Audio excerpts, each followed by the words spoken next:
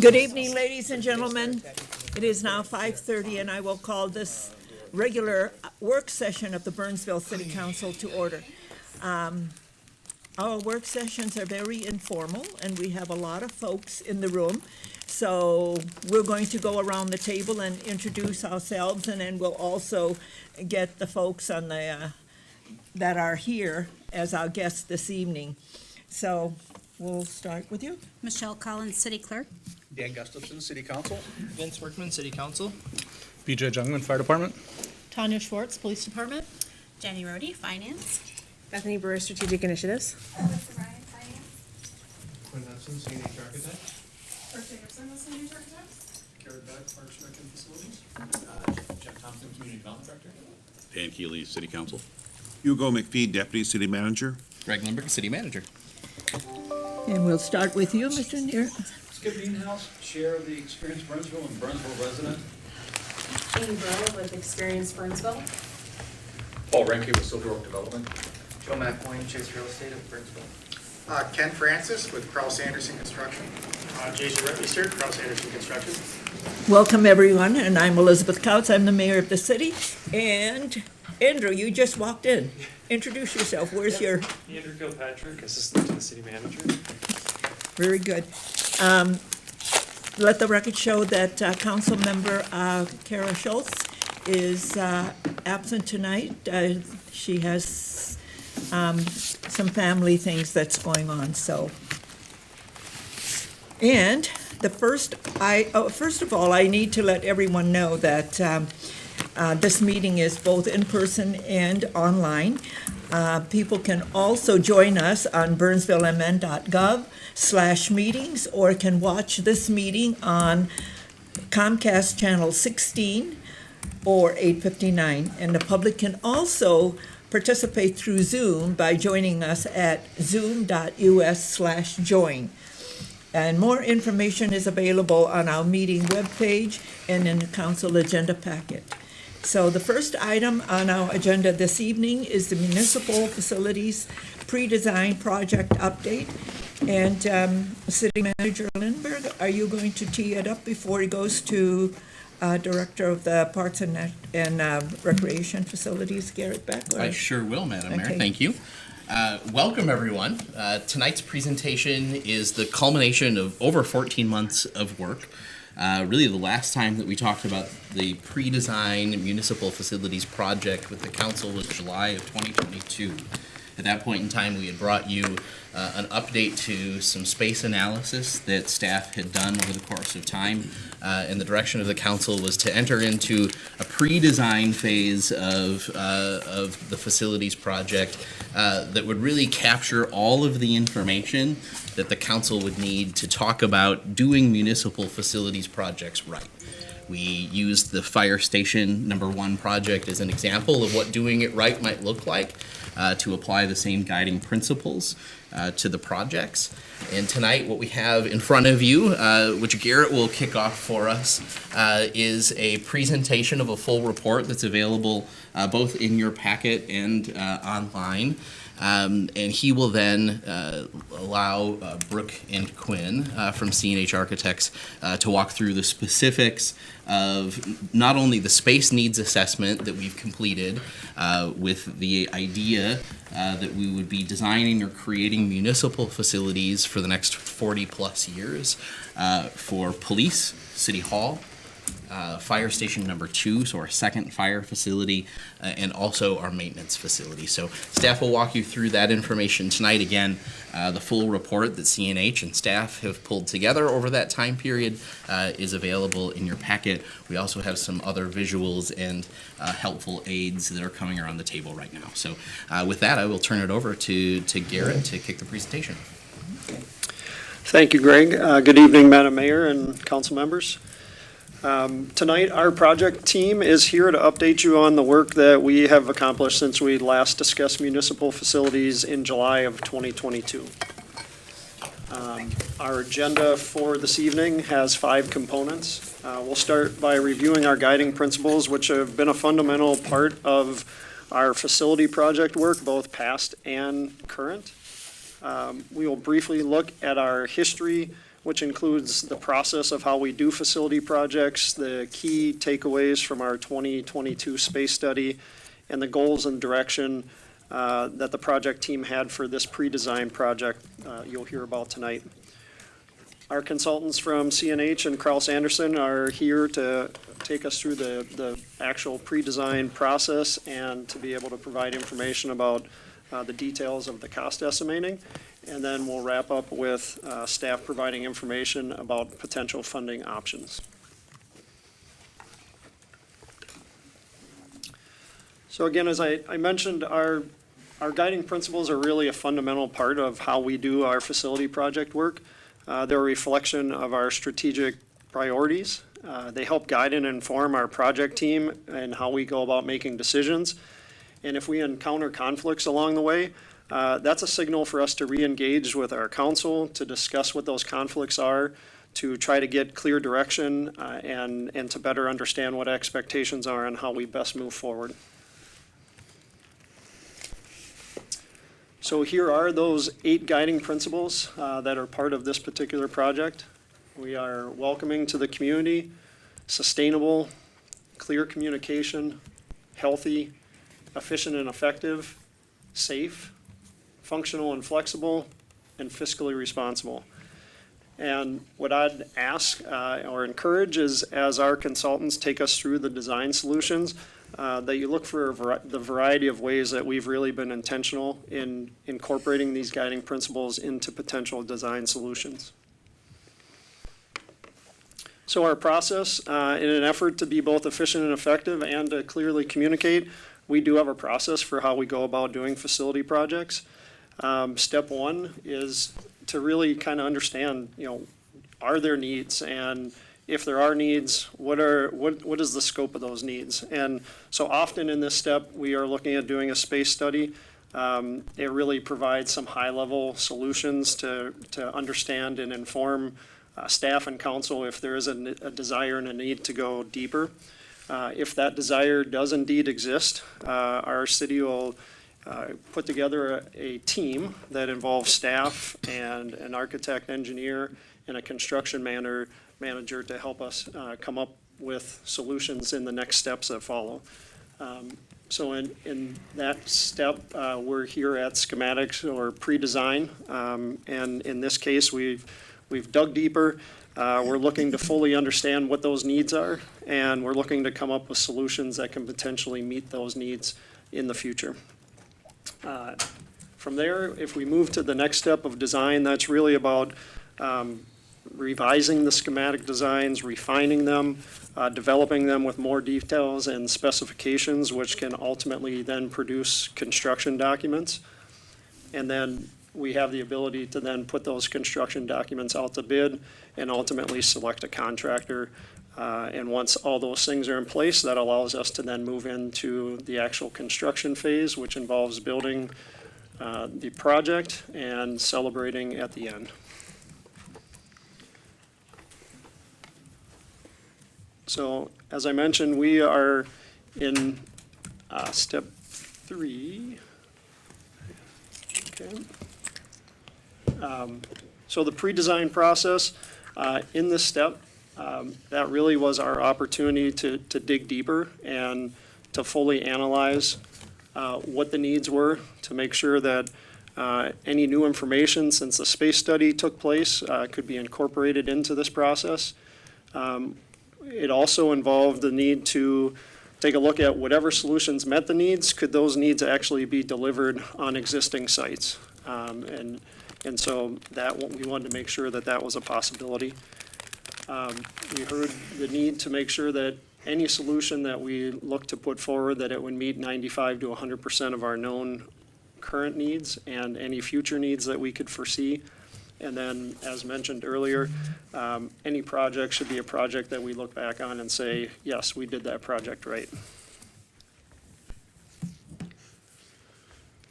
With that, I am going to be introducing our architects next to take us through the pre-design process. If you had the opportunity to be a part of the Fire Station #1 project, you will recognize Quinn Hudson and Brooke Jacobson with CNH Architects.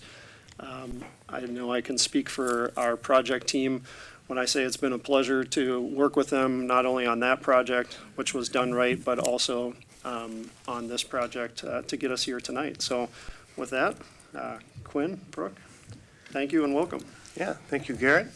Good evening, Madam Mayor and council members. Thanks for having this opportunity to come in and talk more about the study that we have looking at tonight. Just real briefly, as you recall from past work together, CNH Architects is a very experienced, over 50 years working in the South Metro and the Twin Cities area.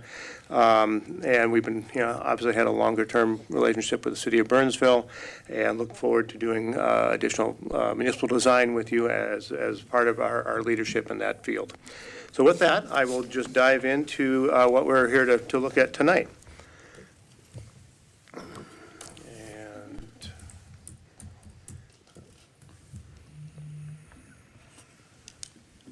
Okay, so we're at this one. So first of all, so pre-design was the study that we're looking at, and that was an opportunity to really look into first getting a real strong understanding of the studies that have gone forward previous to this, to see what has been learned, and the feedback from the studies that occurred at that time, and really become really informed with that.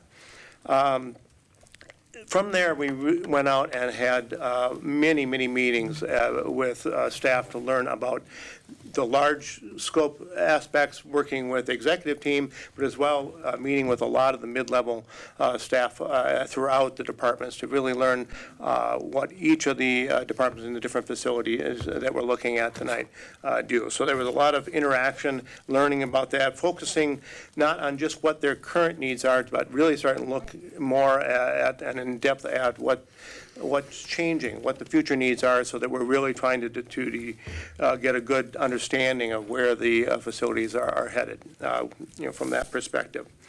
After that, we also did some tours of other recent facilities that have been completed in each of the project types, to kind of just see what has been done around the metro, to get feedback with our team and the city staff as to what that was like, along with the council members that attended. From there, we've also had an opportunity to include a lot of new information. From the time that the previous study had been done, there has been 2 significant additional studies that the city has completed. One was the operational study of the facilities, and understanding and what that organizational analysis would be.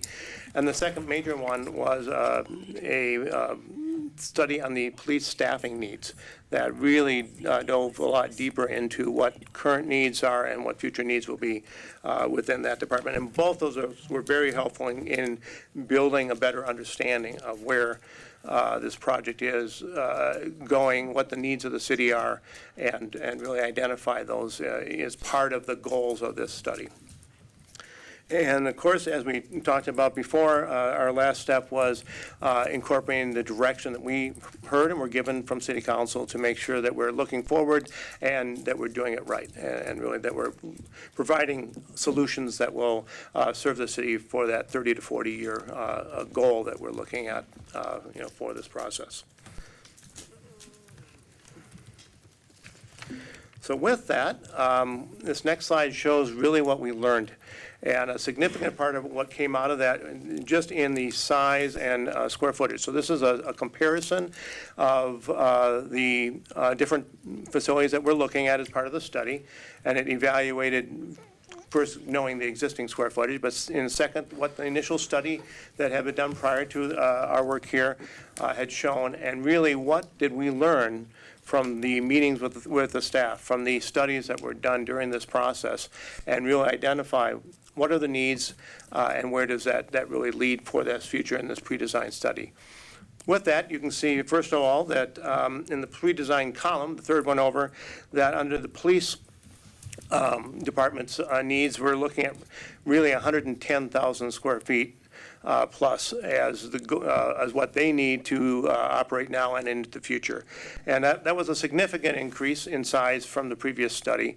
As mentioned, I think that really came a lot out of the staffing needs study and that goal to really look to make sure we're meeting the long-term needs.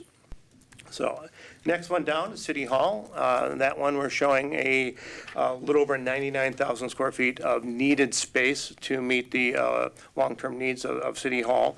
And that's up also, and I think a lot of that also came out of the organizational study and just the time really digging deeper than the previous study was intended to dig.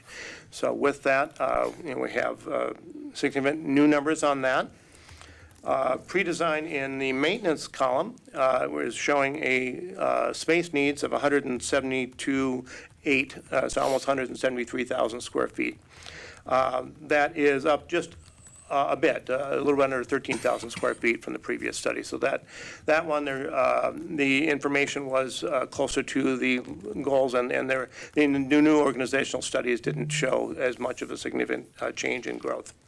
And then the Fire Station 2, the final category in that one, shows a square footage need of 40,545. So that's up about just under 6,000 square feet from the previous study, and that came mostly out of the experience that the fire department has had in the last year or so, with significant increase in call volume in that part of the city, and that need to be addressed in looking forward to the needs of a second station. So, with that, we'll move on to each facility. I'm going to start with the City Hall Police Department facility and kind of talk a bit about that part of the study and then move into the other buildings. But starting with that, our first slide shows, and starting on the left-hand side, that map there is the existing site.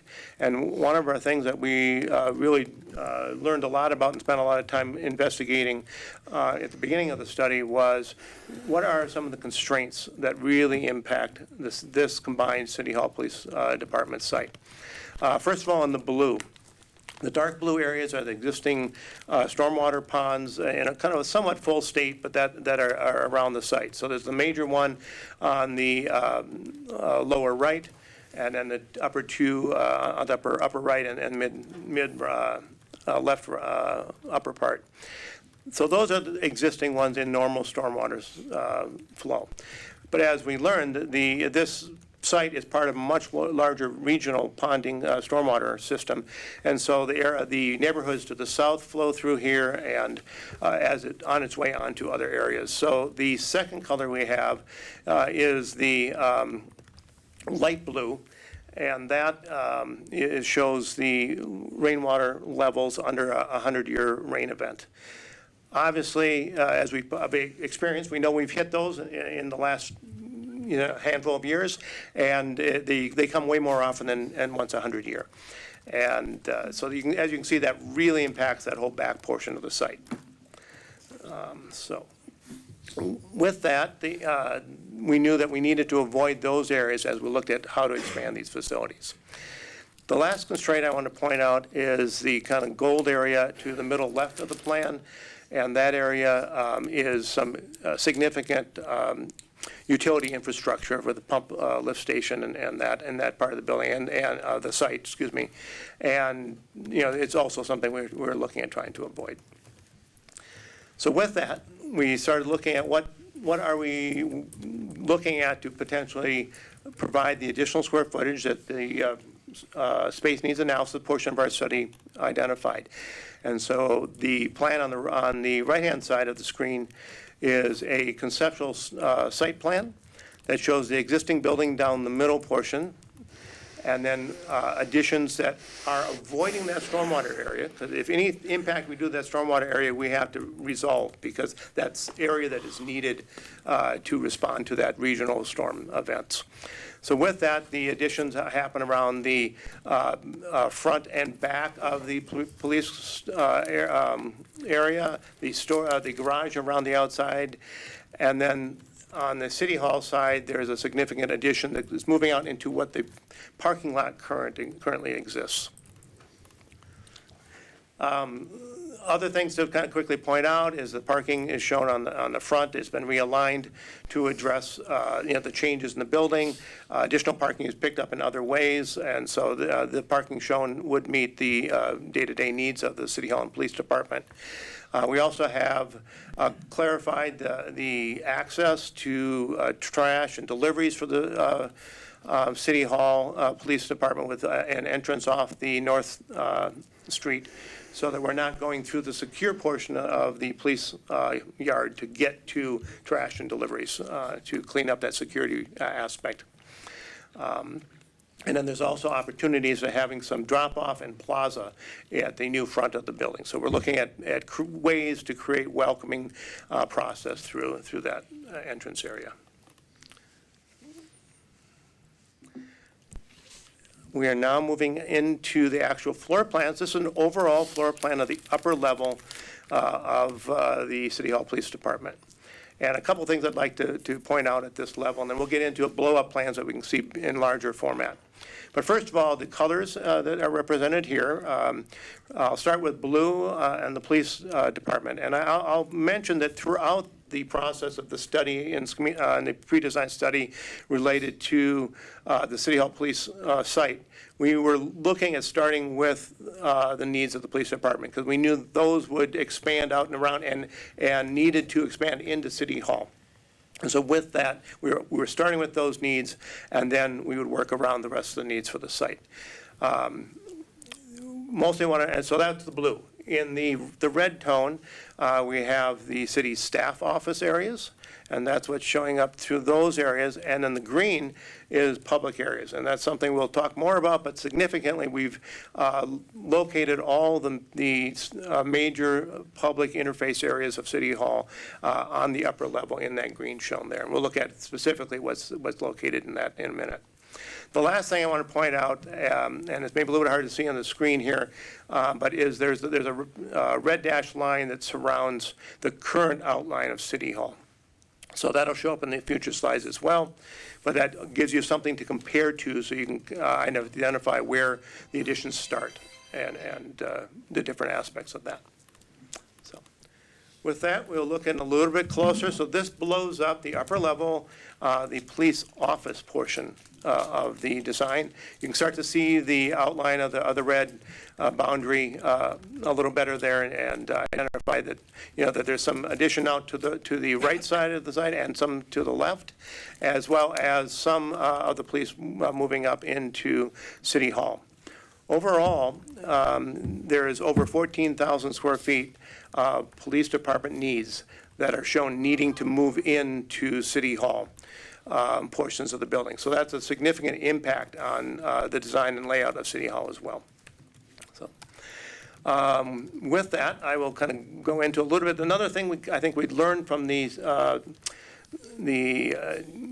staffing needs analysis that was done for the police was, and through our study, was that really all the departments and all within the police department needed expansion. So we couldn't just add on some piece in one spot and take care of all the needs without totally disrupting flow, operations, and connectivity of the other portions of that. So with that, we've looked for ways to expand in multiple areas around the existing city, the police department areas, so that we can best meet the operational needs within the new facility.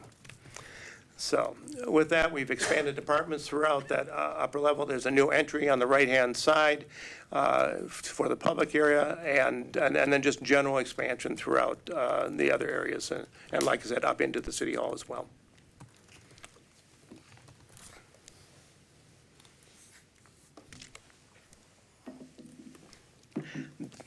This next level is the parking area.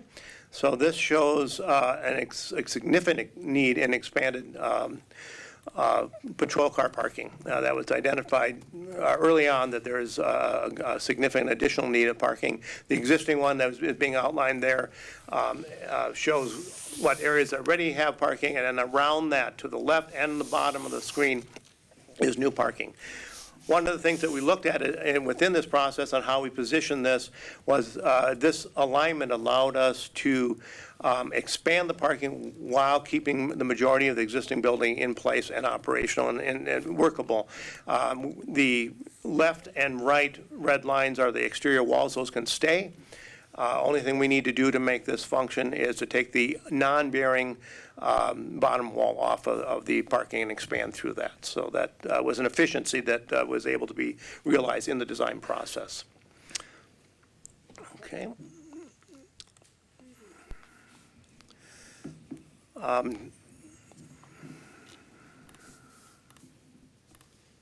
So this portion shows the City Hall portions of the facility and how that expansion works. Again, you can see some of the blue coming up into City Hall, which is, again, the police functions.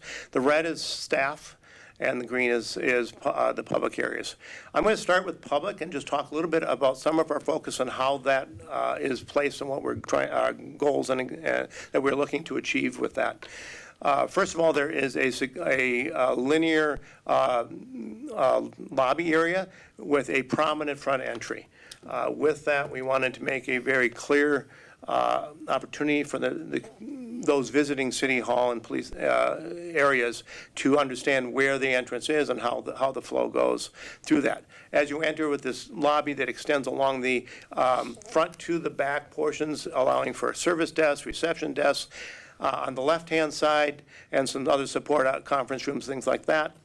And then on the right-hand side, we're picking up conference rooms, new council chambers, which is shown there up in the upper middle there, and large meeting rooms in the bottom front area.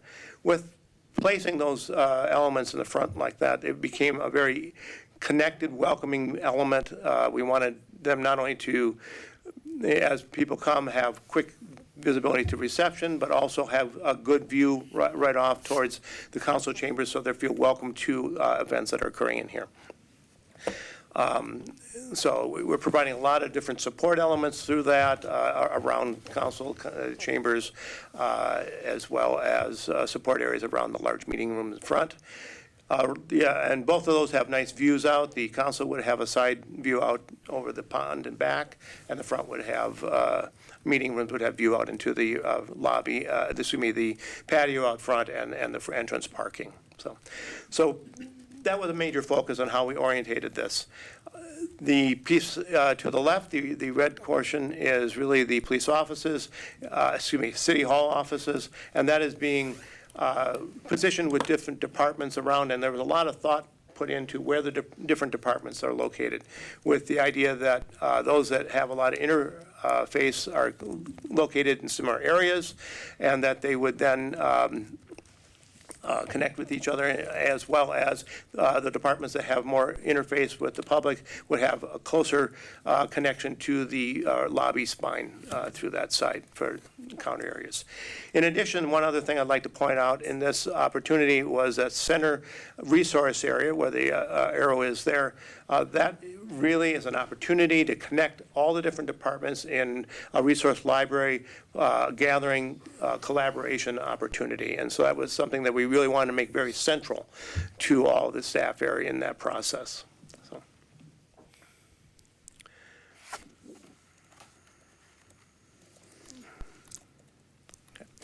Now I'm going to move on to the lower level. This is an overall plan of the lower level. Quinn? Yeah. Before you continue, Yes. can you talk about the green on the upper level? Because I think that's important, that big space, and that's because it's a public space. Absolutely. I can go through much more detail and be glad to. So if we start down at the entry vestibule, as you're coming in. The first thing off to the left side is reception, and we position that in a spot where you can have very direct view from the entry for both the visitor as well as for the staff that is coming, so they can have that eye-to-eye contact that can welcome them in, give them direction, help guide them down around that area.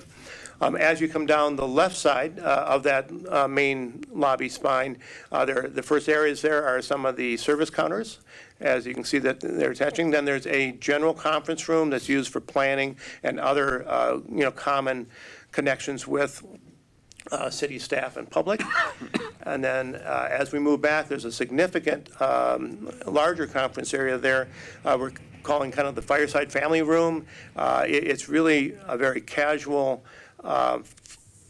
feeling gathering space, but it has a lot of functions that would support both staff and the city. One of the examples would be early voting would be a good space to be in there, but it could even be workshops like this could occur in that space, or just larger trainings as well.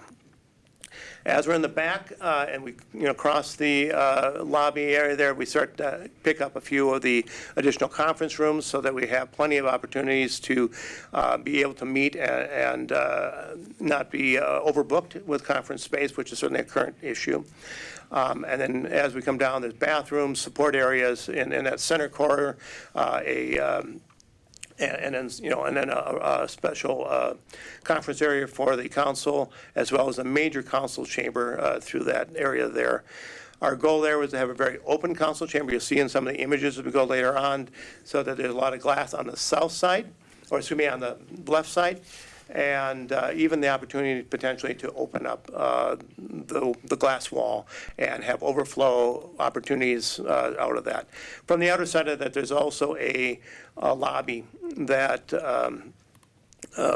could be outside of, kind of a pre-entry lobby to the council chambers for pre-events or for, like I said, overflow or art displays or other activities. So just a flex area that really can help support the use of that space. And then in more detail, there's the three large meeting rooms at the bottom. They're dividable, open up, so you can have a variety of events, both city-based or public events in those rooms, along with some catering capabilities. So, thank you for bringing that up. May I ask one follow-up? I Yes. don't want to get too far down the rabbit hole on specifics, but does this include the Jay's control room as we have right now, close to the chambers, or is that separated from? The control room? Like where we've got our Yeah, it is right adjacent to chambers in that area. Okay. Yeah, absolutely. Thank you. Yep. Any other questions? And feel free to ask any time. I want to make sure that our residents who are watching, Quinn, understand what it is that we're doing. Because City Hall is the public's house. Right. And I want to make sure that they understand that there are space here for what the public needs. Yeah. And that was a very important part of our design process, and the goals that we had set as a design team along with the staff was to really make it a welcoming, functional, easy to use space for the public. And that's part of why all of the public spaces are up on the main floor, right off the entry, with visibility to the parking lot, things like that, so that can all be a very straightforward and welcoming, comfortable process, for the public that are using it. Thank you. Moving on to the lower level of the police and City Hall. As you can see, we're all blue and red on this level. Again, as I had just mentioned, there's no public green areas on this level. It's really meant to be mostly staff. Starting with police, as we have been doing throughout this design process, we looked at what the space needs were for the police department and would expand into the existing City Hall as needed to meet their needs, and then work from that point. The red line, as before, outlines the current lower level of both buildings. And there's significant addition to the right-hand side of police, and that is a rifle practice range. That's something that was identified as not only a training requirement that they have, but something that would provide value to the police department overall. And so that was added in this part of the study as well. In addition, that space can be used for other types of training and scenarios that they can set up in that space, being a larger open space. The middle part of the lower level in the police department space is mostly gray areas, meaning that in our terminology, they're areas that did not need to be remodeled in significant ways. There might be some finish upgrades and some minor things, but mostly those spaces are working well as they are, and can be left in the positions. And the other addition we have on this is the small piece tucked under the upper parking for a SWAT vehicle garage area through there. And then, as you can see, going back up into City Hall, there's a significant amount of the police department in the blue coming into the City Hall portions of the building. So it definitely showed that in this process that meeting the police needs meant that we had to impact City Hall significantly in a way that we would definitely have to expand City Hall as well to meet all the needs, or it wouldn't be possible. So with that, let me walk a little bit through the red staff areas in this upper area. And maybe, well, let me catch some of the blue areas in there as well. I'm sorry. The expanding into the lower level of the City Hall portions for police is fitness, as well as defensive tactical training, a mat room in essence, and other scenario type rooms, as well as storage. You're on the overall. Pardon me? On the overall, if you want to advance. Yeah, and as Brooks pointed out, we'll see better in the blow-up, so maybe I'll save more of the individual descriptions till we get to that. So with that, let's move on to the blow-ups. So we'll be able to see a lot easier. So again, we talked about most of these spaces. You can see a little bit better the outline of the existing building, and the two additions on the right for the rifle range and the left. So that. Okay, moving on to the next one, and this will be a little bit easier to see. So this enlarged plan shows the amount of police into the City Hall portions of the building. We have fitness, as I mentioned, the defensive tactical training, as well as a lot of storage and other support spaces within that.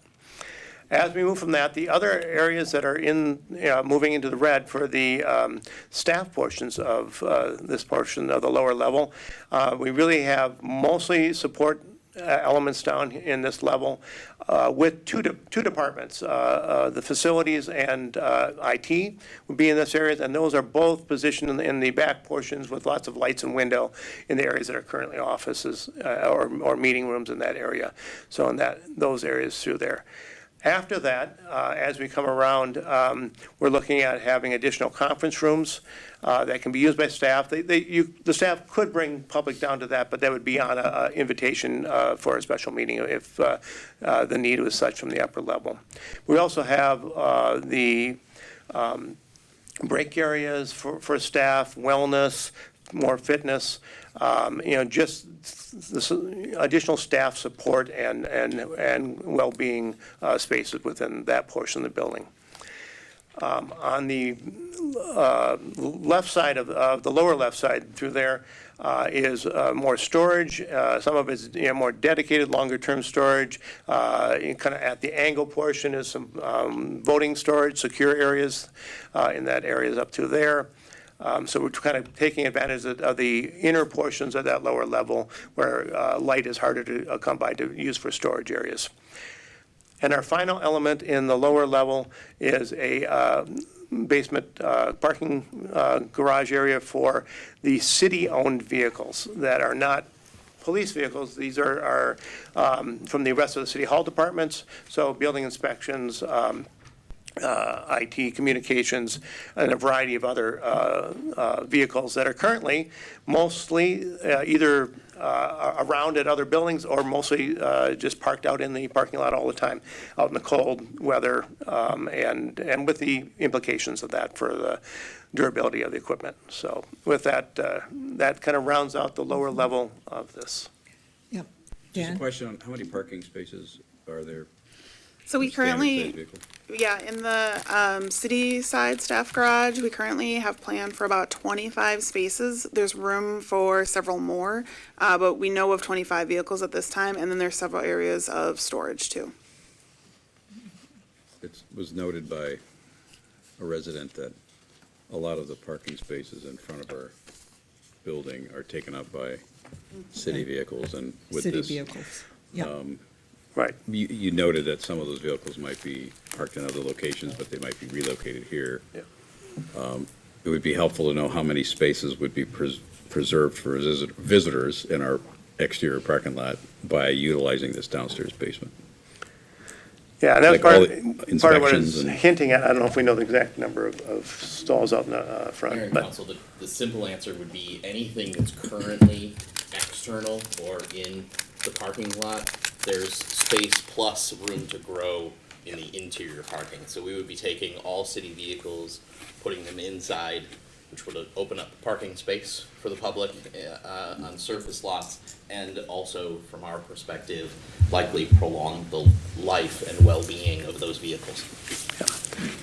Other parking question. Do we have, based on the new schematic, how many spaces do we have today out front? And how many will we have in the new redesigned parking lots?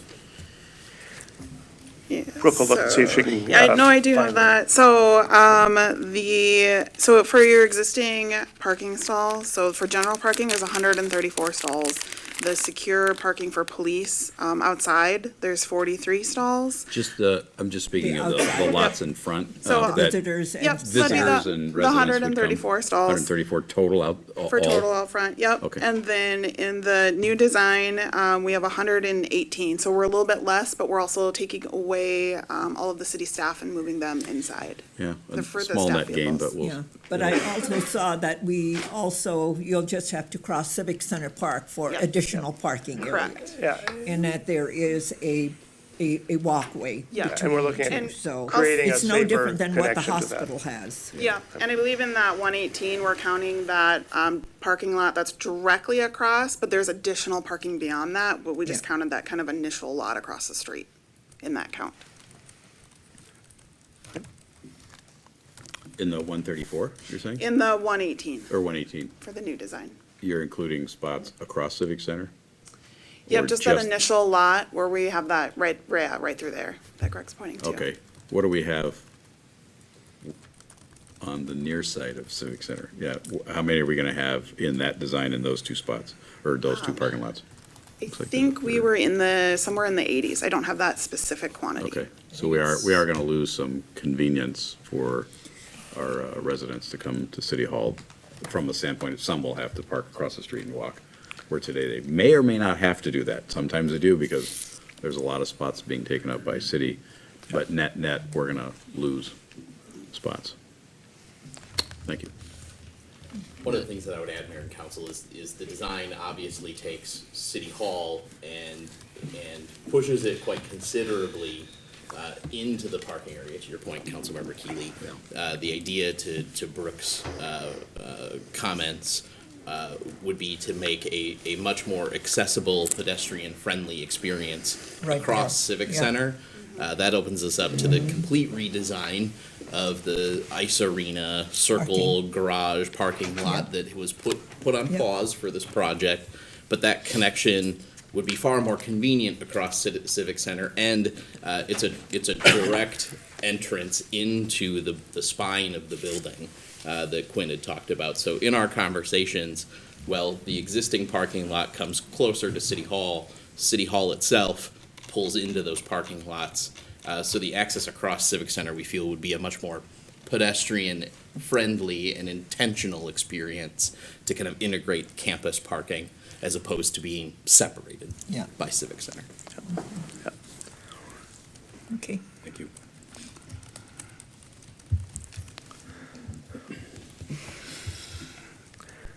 Okay. We'll move one more here. So now we get the opportunity to really start to look at what some of these impacts of the additions might look like. Now, again, these are early schematic designs, so this is an idea of what the City Hall and Police Department front entries could look like, but it's not something that's final. There's certainly plenty of opportunity to have feedback and make adjustments as we move along.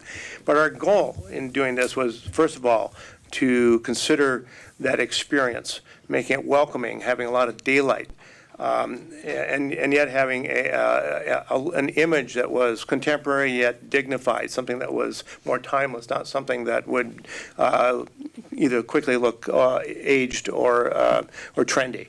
That was some of the important things that we felt was critical for the image of City Hall. So as you're looking at this, so this is a rendering in black and white without, we haven't, picked any specific materials just to look at it, but a rendering of the front entry court area. The larger open tower portion is the new front entry. That's about 1.5 stories. You can see it has clear story glass that goes back through that lobby spine. So there's a lot of daylight all the way through the center of the public portions of City Hall. And it's very clear that that's the front entry. And then as we move to the right, you can see that there are some big open windows that has more to do with the meeting rooms, the large 3 meeting rooms on that side, and some opportunity to open up to plaza in front of that. And then as we move to the left, there's offices, and then the secondary entrance would be the entrance for the police department. It's still important to be able to identify that entrance. Certainly there's plenty of guests that come to, go to the police department, and we want to make that clear. Obviously, we're not showing signage, the wayfinding that would also be part of any project, but we're trying to identify that in just the massing and the image of that look. Okay, with that, we'll move inside.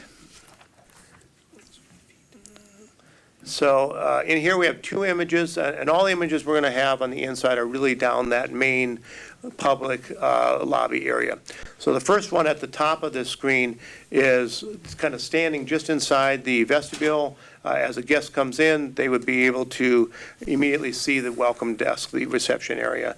And it's, as I say, it's direct facing towards the entry, so there's that connection. Yeah, as you move down, looking at either the lower image, we start to see that there are service counters that would happen along this, other opportunities for staff and public to interface and answer questions and do the business that the guest is here for. And then at the far end of that lower image is getting down into that area right outside of the fireplace room, that meeting area at the end. You can see a suggestion of a fireplace that'd be 2-sided in that location, as well as going further down the end to just some glass that looks out into the woods and the lower pond below. So it's really trying to create a connection through, invite the guests into the lobby, and provide clear circulation throughout that area. Okay. The next image is, again, on the lobby. The first one at the top is that view just inside the vestibule. So as you come in, you come through the vestibule, you look down, and you can see all the organization. Just to the left off the image is that reception desk, and then we can start to see service counters and the end down there. You can also see right away as you're coming in to the right is that pre-lobby and the area going into the council chambers. So that, again, is very visible right from the vestibule. So you have that connection for the guest that is headed to a meeting at that location. The lower image is coming in just a ways into that lobby and turning a little bit and looking more directly at the outer wall and that pre-gathering area outside the council area. So you can see the council chamber we're suggesting with a lot of glass on the back side, potential to be able to open that up for the right events, overflow, receptions, whatever might be appropriate. And then also want to point out that on the back side of that, you can see through the windows that there are windows to the outside on the side of the chambers. That would allow views again down into the stormwater, pond, as well as out into the woods, providing daylight and openness, but at a safe second-story level. So, and then it heads on down towards the public meeting rooms from there. So, with that, I think that's the last slide on the City Hall and Police. Any questions on either of the parts of this facility before I move on? Okay, the next part of the study was a land analysis for Fire Station 2.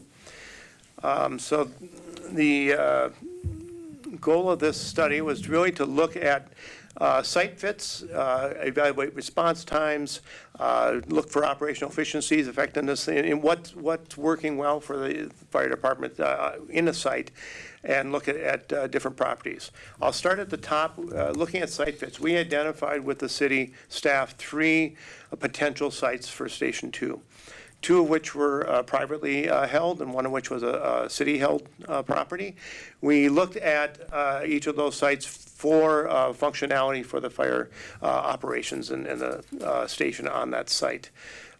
We narrowed from there. One of the publicly held sites was particularly steep, had a lot of built-in grading costs and retaining walls, and just the size of the site was much larger than was needed. So the cost of that became a concern for that site. The second site that we eliminated in that review process was one that was definitely flatter and better situated, except the traffic aspect of that one. There was real concerns with some traffic backflows that would have potentially negatively impacted response times. So with that, we really came to the third site that we'll be looking at in the next site. And as it mentioned, that's an existing city-owned site, and as it says at the bottom, it's part of Crosstown East Park. So what we're looking at is a portion of Crosstown East. It's the lower southeast piece of it. There currently is it's a lower developed park. There's a small playground and a bunch of green space, and in the middle of the green space, there's a bit of a public garden. So there's not a lot of development on the site, and so that was just something to be aware of. The size of the site was a good fit. As you can see, we're showing the appropriate size fire station on that. The red portion would be the apparatus bay portions and support for that. The blue portions would be a 2-story lower level being admin, the day-to-day operation portions of the daytime operations, and the upper portions would be residence areas. So it fits well. The site faces Burnsville Parkway, and it has a good response from that area. And there's plenty of room for return areas and other things. As you also note, there's still plenty of green space on this site, so there's opportunities to look at providing additional public benefits, opportunities, whether it's recreating some of the public gardens that are on the area, a playground, or other elements. There's certainly an opportunity to share the site with some of the other functions that would be there. So with that study, result of that, we felt this was a good fit for a Station 2 site. It met the operational needs. It was the right size, grading all those elements. So that was the recommendation of the study. Any questions on this facility? This was just a site analysis, not the same aspect of design as the other ones. So. Okay, with that, I'll move on to the maintenance facility. Much like the other facilities, we did all the gathering of information, the previous studies information, meeting with a lot of the staff and evaluating the needs of that site. When we started looking into the site constructability aspects, one of the first things we learned was that the whole left portion of the site, everything to the left side of the white buildings there is a easement. for Dakota Electric. It's kind of based on the substation and some overhead lines that they have right in that area through there. So that made it clear that any expansion that was necessary for the maintenance center would need to be to the north and to the south, because those were really the areas that were constrained. I will mention that throughout this process, and I should maybe go back and mention it also for City Hall and Police, part of our analysis was that the functions we needed to fit to make this a long-term successful project for the city, meeting that 95 to 100% of the needs, both now and into the future. We were evaluating, did that work on the site that we had. With that, going back, obviously at City Hall that did, and there was room to make that work. Maintenance facility that also worked, that was part of our determination, but the thing I do want to point out, this truly maximizes the site.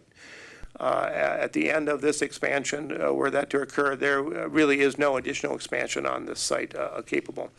We did talk about that. It does meet our current and long-term needs, so we're talking 30, 40 years. We're not concerned in that sense. But if there was a need for growth that's not foreseen at this time, there is some departments within that facility that could potentially be spun off to other locations without impacting the day-to-day operations there. So just letting you know we evaluate that as well. Just overall, you can see, again, the main buildings in the center, the additions are above and below. To the top of the additions, in gray is a new fueling island, and then further up is some salt storage on the site. I'll now move into the overall floor plan. Question? Sorry, thank you. Councilmember Keeley. We just had a, what do you call it, hazardous waste drop-off day at our facility. I'm just curious, with this expansion, are we still going to be able to facilitate having something like that? Because it seems like a lot of that parking lot area that's normally got all kinds of bins and stuff is going to be part of the new building. Right over on the west side. Madam Mayor, Chief? members of the council, I would hold on to that question for a little while, because it sounds like most other cities in the county are going away from those kinds of pickups to have, they're looking at some additional facilities that are open outside of just one in the county, so there might be some alternatives, so we might not have as big of a event at once, so it might not be as big of an issue, but that's just, there's nothing confirmed on that at this point, but it sounds like the county might be looking to go in a different direction than kind of these larger pickup or larger events and having a more fixed facility. Cool. Okay, it's a partnership, so we'll have to Yeah. wait and see what the other partners, Yeah. because Apple Valley and Lakeville are also part of, Yep. and Egan, I believe, yeah. Yep. Cool. Anything else? Okay, thank you. As before, this is an overall floor plan, and we'll have some blow-ups as well. But what this shows in the colors, blue is vehicle storage or vehicle repair. So that's those areas. The red, as before, is staff areas. And then green is the public areas. And one thing I do want to point out at the maintenance facility, that is a significant shortfall of the current facility. There is no real public area within the building. There's no security separating the public area and staff. It's really something that is a strong goal of the study, was to provide those functions. So. Again, the red outline, as before, shows the existing outline of the building. I will mention, I'll catch it here, that one of the things we looked at to provide the amount of storage that we're showing up in the upper blue to fit all the public works vehicles. And again, this is just the public, city-owned public works vehicles. There is no staff parking inside. This is all the vehicles that you own and operate for the public maintenance facility operations. And so to fit them all in and to expand, we did determine that we needed to demo the last bay of the existing facility and rebuild that because of the angle and the shape of that bay. You can see that it comes across and angles up. That we tried a bunch of options, and everyone fell short of meeting the needs, because there just was not a way to efficiently put the parking stalls in. With this expansion, that was accomplished, so. Let's Yeah. look a little bit Councilmember closer. Workman? Yep. So does this anticipate new vehicles, or is this current load for what we currently have as far as vehicle storage? This does include new vehicles that were projected for public works and maintenance. So it does allow that, and the goal, it was to look at something that would last that 30 to 40-year projected area. So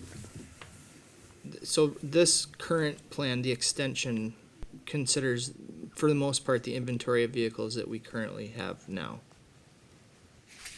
Mayor and council, to clarify, yes, we believe that this meets our 30 to 40 year needs. However, the maintenance function is spread across the community more so than, in our current operations, more so than police as an example. So while this does meet our 30 plus year needs, I think the important point that Quinn has already made, this is the most constrained site. So we recognize as an example that the use of the current circle garage, the old maintenance facility as an example, is an important part of our infrastructure to make sure that we can continue public works, public maintenance operations into the future. I would also add that maintenance, public works is one of the areas of the organization that we've identified certainly more recently that's in need of additional strategic and operational assessment. So, well, I'm confident that it meets those longer term needs right now. The question still exists, will our operations change as the department evolves and meets the standards that we've set operationally moving forward? So that would be, there's still some unanswered questions in my mind on this particular project. If there's one project that has some additional operational questions, it's this one. But it does meet the same criteria across the other facilities, 30 to 40 year needs, considering all other operational factors, one of which in maintenance is that we currently have parks maintenance as an example. Part of that operation is out of Alamagnet. We currently operate part of our operation out of the circle garage. Those are still assumed realities, and something that the department has agreed is an important piece of their operation. So again, not to pick on police, but part of the conversation in the Police City Hall project was it was without reservation that the police department felt strongly that we maintain a core facility, one facility for that operation, that the police department has one home. That was different in the conversation with maintenance. We very much recognized that potentially having various sites across the community was more operationally beneficial for us. So it certainly does reflect that reality. So I guess where I was going, thank you, Greg, is are we fitting that inventory that's expected to go into this expansion in the current space we have now? Because we're almost doubling the footprint. But Mayor is and that, council, we use a lot of external storage or other solutions right now where this would help us particularly to centralize some of the core operations to make what I would say would be more operationally beneficial decisions about how we might use secondary spaces around the community to support the operation. so this is kind of Cool. gathering our outliers and getting everything into one central spot by doing That's a this. great way of putting it. Okay. Great, Councilmember Workman, if I may. One of our guiding principles is safety, and in this particular facility, and maybe Quinn and Brooke can speak to it a little bit more, but parks and fleet maintenance vehicles have grown over the years, and the industry standards for parking spaces and spaces in between them have also changed.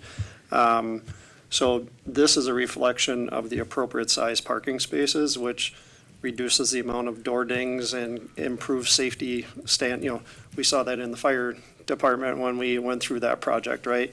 The engines grew in size, the space between them was smaller than recommended and whatnot. And so some of this growth is purely just a result of right-sizing the parking spaces. And Yeah, and several of the vehicles are currently being parked outside. I don't have a specific number, but, so they're outside all year long instead of being housed inside. So the maintenance and damage that can occur in inclement weather, they're subject to at this time.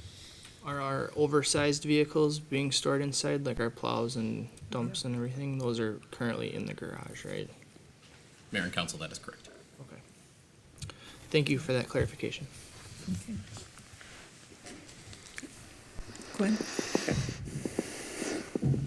Okay, thank you. Back to Okay. you. Moving on to looking at the enlarged plans. This shows the office, and in the red and the green area is entry. Let me start with the green. So what we are providing here is an opportunity for a more visible, direct entry with a vestibule, and then coming into a lobby. There would be reception desks and space off of that, of course, welcoming the guest, to the maintenance facility, but it would be in a more secure operational. Right now, you walk in, you're right at everybody's desk. There's no real control at all. So we're providing for that. We also have a conference room and then a large meeting room that could be part of public access. The large meeting room also would be meeting needs of the day-to-day operations of the maintenance facility, as would the conference room. But it is designed in a way that we could lock off and provide access to public events, public meetings on city, street projects, things like that could happen there. So we're having an opportunity to create that functional space for that. From that, moving into the staff areas, probably the thing that we learned the most in their shortfall of space in the office portions of the maintenance facility is meeting space for their traditional morning organizational meeting within each department within maintenance. That's a standard meeting process, and right now, the only larger meeting room they have is really their lunchroom. And so that's not really meeting all their needs. They have different groups, they have different meetings at the same time, and it's important for them to start their day with their assignments to kick off with that meeting. Some of the groups now meet right in the vehicle base, which is not a healthy place for them to be, but it's what they're left with at the moment. So with that, we're providing larger meeting areas for them to gather around the outside edges of each department to have that morning kickoff meeting and any other meetings that they have. From that, we're just kind of reorganizing some of the office spaces, making them work together in department sense. And that's what created the need for some additional space on the bottom. So there's a small addition for office that's at the bottom of this plan. To the right-hand blue is mostly the maintenance bays. Yes, there'll be some upgrades to that, but mostly those are fine as they exist. The far right bay is currently a wash area that would become another service bay. But that's probably the only major change in that portion of the building. Okay, I'll move into the vehicle areas. We've talked a lot about this already, but this really lays out all the different size vehicles, the flow, giving them opportunity to pull through on the largest vehicles to allow safety and not backing out of some of those bigger stalls. And as I mentioned, to meet those needs for all those bays. At the top of this plan, there is a drive-through vehicle wash. This is a vehicle wash sized and intended for maintenance equipment. That is really the industry standard for new facilities, is to have that. Currently, vehicles are washed within the bay areas with the water, going around all the areas, and it's much more labor intensive and frankly doesn't do as good a job as this arch would with undercarriage control and things like that. So that's our piece up in the top is that drive-through wash bay. So I should probably ask if there's any other questions on maintenance before we move on to next slide. Karen? Sure. Thank you. So this next slide is really just it provides the timelines for any one of these individual projects. So what you're seeing here is really the actual construction time. So if we were to pursue a City Hall police remodel, renovation, and expansion, a project like that would really need to occur in 3 stages. Where we'd be looking to construct the new spaces initially in rough format to allow our police department to move into those new spaces and use those while the police spaces were being renovated and expanded. After that would happen, you would move police into their new space, move City Hall staff out of their existing space into that newly constructed community space again, renovate that area. And then once that was complete, then you would finalize that new space and the project would be complete. That would take approximately 32 months to complete those 3 stages. And just to be clear, this is construction time, so this doesn't involve the planning process and things like that, which could be 9 months to a year to do as well. When we look at the Fire Station 2 project, we have a good feeling on how long something like that would take because we've just completed one not too long ago. So feel pretty confident about a 16-month process for that construction piece. Again, a planning process is not included in that 16 months, but that would probably be a little shorter than the typical planning process since we've been through that recently. And then a maintenance facility remodel and renovation is approximately a 12-month construction project. Okay, I'm going to talk a little bit about cost estimating and the process and where we're at, and then share some pricing. First of all, as a reminder, the designs that we're showing and the costs that are represented by that are really have that opportunity to look at more than just a square foot study. This was a opportunity to actually have schematic design plans, images, to get a much closer ability to understand what that goal is, and the ability to know that in the approach we're doing is doing it right, that we're including all the elements that we see current and future needs, and we're doing it in a way that would serve the city in the longer term process. And meeting the guiding principles as well through that process. As we look at numbers, we'll be showing current as well as future numbers. And in that process, we use a 4% inflation factor year over year. That's kind of an industry standard when we're looking at many years in a group. Obviously, that isn't representative of any one specific year. In fact, as the next item there notes, you can look at 2021 and 22 where we experienced very high construction cost inflation rates. But when you start looking at 10, 20-year numbers, it does come back to that average of the 4% that we typically see over that time. The other thing that we want to point out in talking about costs, that clearly the most economical projects occur on existing properties, and in both existing land or when appropriate existing facilities. And that's partly because of as long as the goals can be met in those facilities with the remodel process, remodeling is a lower cost than new construction. And those are some of the numbers we see in the next 2 lines. On average, this is across all the projects, but on average, remodeling was coming up at being around $218 a square foot, where new construction is $340, again, on average across the 3 projects we're talking about today. And so with that, you can see there's significant savings when existing facilities can be reused and remodeled to meet that long-term need. So with that, we come to the actual prices and where they came in through this study. We have the 3 facilities, the Police City Hall facility, Fire Station 2, and maintenance. The 2024 column there is the numbers that were estimated by Krause Anderson, who's here tonight. If there's any specific questions, feel free. But they spent a lot of time developing accurate numbers using unit takeoffs of actual materials from the plans. They weren't just doing square foot costs. So With that, the first number to look at in the 2024 column is the police city hall number. So with the greatly increased size of the space needs, that construction would be 93 and almost $500,000 million at this time. So a significant increase from previous, but looking at the square footages, that represents an appropriate new target for that project.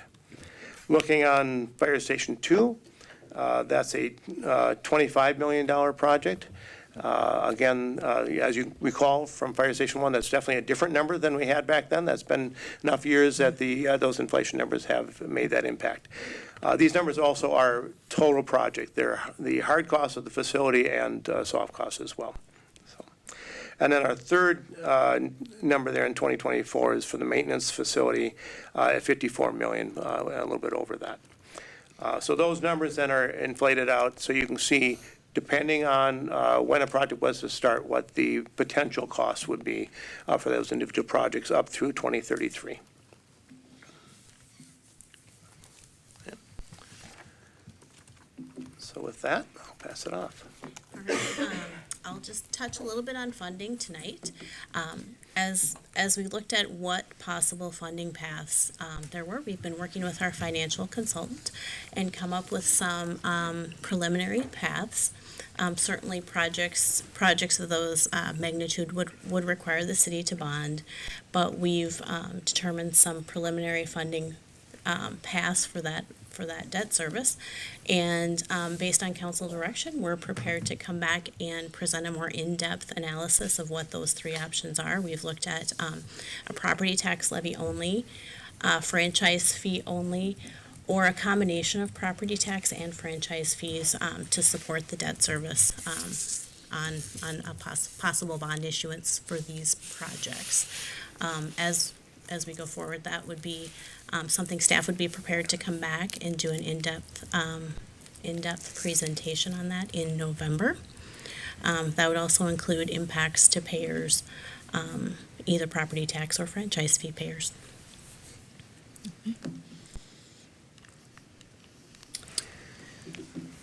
With that, I'll turn it back to questions.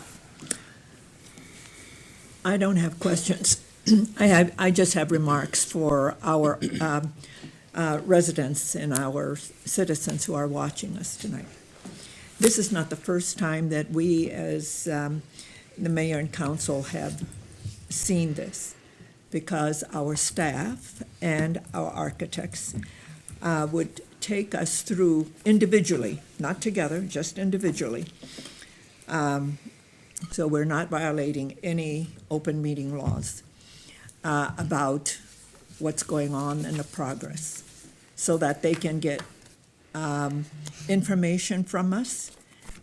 We have time to ask our questions, and so that's what's going on. So if the public doesn't hear us ask a lot of questions tonight, it's because this is a presentation that's presented not only for us, but for the public to see what's been going on.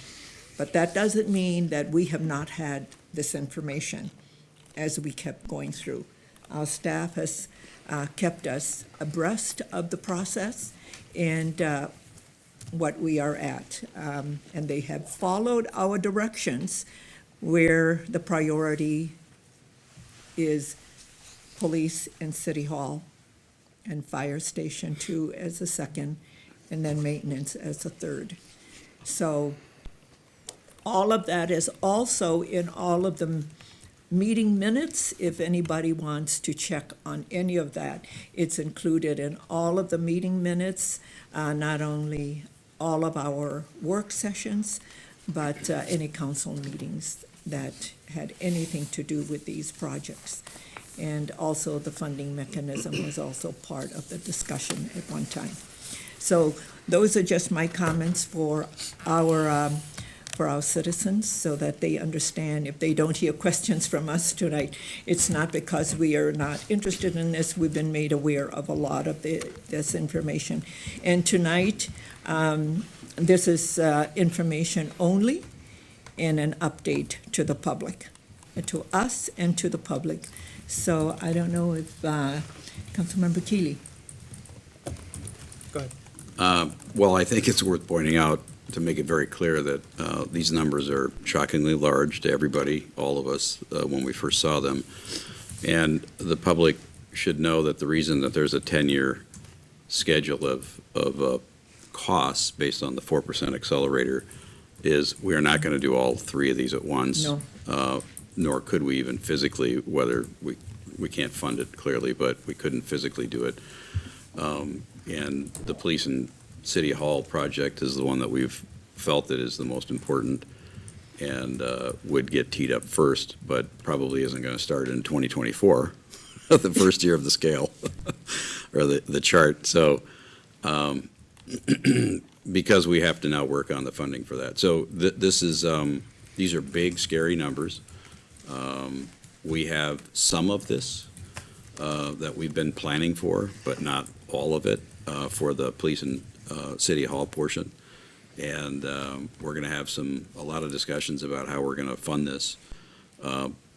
It should be noted, this is a facility, and this city chose many years ago to fund facility improvements through our franchise fee, which is spread across the entire city. Every single property pays into the franchise fee, as opposed to the general levy, which is excluding about 600 and some change properties that do not pay property taxes. So this is something that every citizen, every business in the city will be contributing to fund.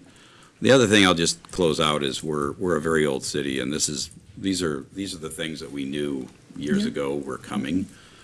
I don't want to belabor the point on the initial investment in the police department some years ago that turned out to be a little more short term from the need standpoint than what we were told at the time. But the reality is we've done it right finally this time. We thought we did it right that time, but we were just lacking in a lot of information at the very least. And we shortchanged our police department 5 or 6 years ago when that particular project was done, and gave them a short-term Band-Aid instead of a fix that could take them 30 years. This is the 30-year fix in all three of these facilities, and it's the one that should have been done years ago. But we are dealing with it today. We're dealing with 21%, 19% inflationary construction rate, which is absolutely unheard of and unattainable, and it's unsustainable. So something's got to give on that front. So waiting till 2020, well, maybe 2024, but 2025 or whatever to start. Hopefully we get a little relief in that area. Social Security is only planning on putting a 3% inflator for COLA on the next round of Dan's smiling. He's a little, after an 8.7% increase because of inflation. But construction inflation has been really running. It's leading all inflationary indicators for the most part. There's some outliers with different products that have gone crazy, but construction inflation has been outlandishly high the last few years.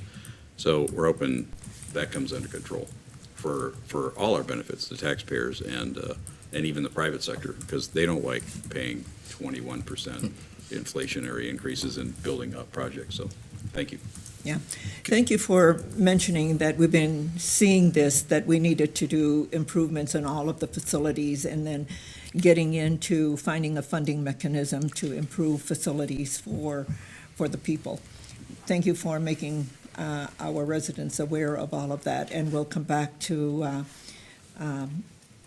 that discussion in the future with regard to how we're going to fund it through the franchise fees, which is what we put aside. And and thank you for bringing that idea some years ago, instead of just relying on the property tax, but finding a way that everybody pays. Yep. And we've been doing it. And so it's something that we need to do, and we need to do it right. We did Fire Station 1 right, because we learned from the shortfalls in police. And so we have a good model in that. And when we directed staff to move forward, it's about doing it right. And so thank you for making those remarks. You're welcome, and we did do Fire Station 1, right? It's a great model for us to follow on Yeah. our own tracks, because that's the facility that will be there for a very long Yeah. time. It'll handle all the growth, and Yeah. the taxpayers know that we won't be coming back again for an Yeah. expansion on Fire Station 1 because we didn't do it right. Yeah. Did you want to Yeah, Mayor and comment on Council, that? Councilmember Keeley, a couple of things that you said. First, your last comment on Fire Station 1, it is a very good example of how we can do future-ready projects, so we don't need to put pieces together every decade or so. And that really was the philosophy that we used. And when we say do it right, that's what we've meant, and that's the data that's in the report and that we've talked about tonight. You bring up another good point that perhaps we didn't highlight well enough on the staff side. Part of the reason we showed you 10 years worth of inflation in the tables that were in front of you this evening is the practical reality of our financial position and being cognizant of our debt position as we look at our overall financial position. These three projects will need to be phased over a 10-year period of time. We recognize that by doing it right and identifying those needs for 30, 40 years, that these are significant numbers that we're putting in front of the community. We don't as a team take that lightly. And we recognize that after a 14-month process where a lot of the staff folks around this table, day in and day out, have been working towards that reality, that those numbers are frankly shocking. They're large, to your point. And that's also why we wanted to first come back to you here in October and talk about the pre-design report, lay that information out, and then come back to you in November to talk about those funding paths, because they're significant discussions, and we want to make sure that the information that's put in front of you, put in front of the community, makes sense in that regard.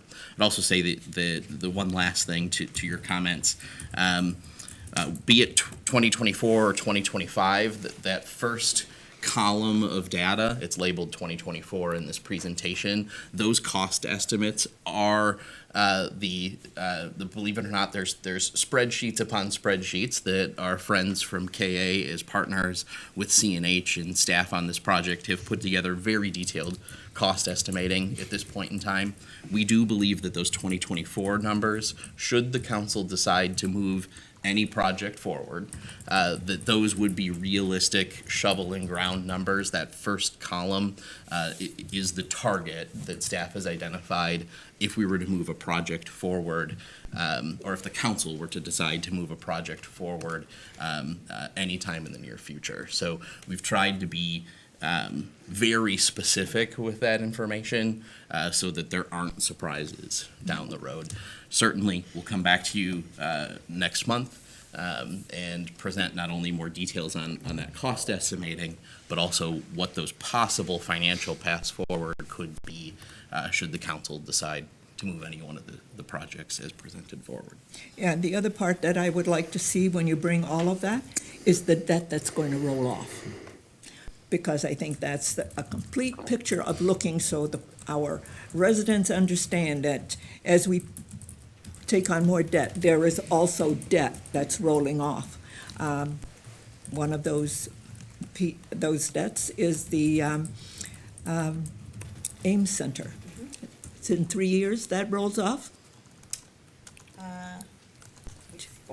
2027. 2027. Yep. So there'll be debt rolling off when we put on more debt. So when you bring that information, let's make sure that we have all of that as the complete package, so everybody understands what it is that we have and what it is what it means going forward.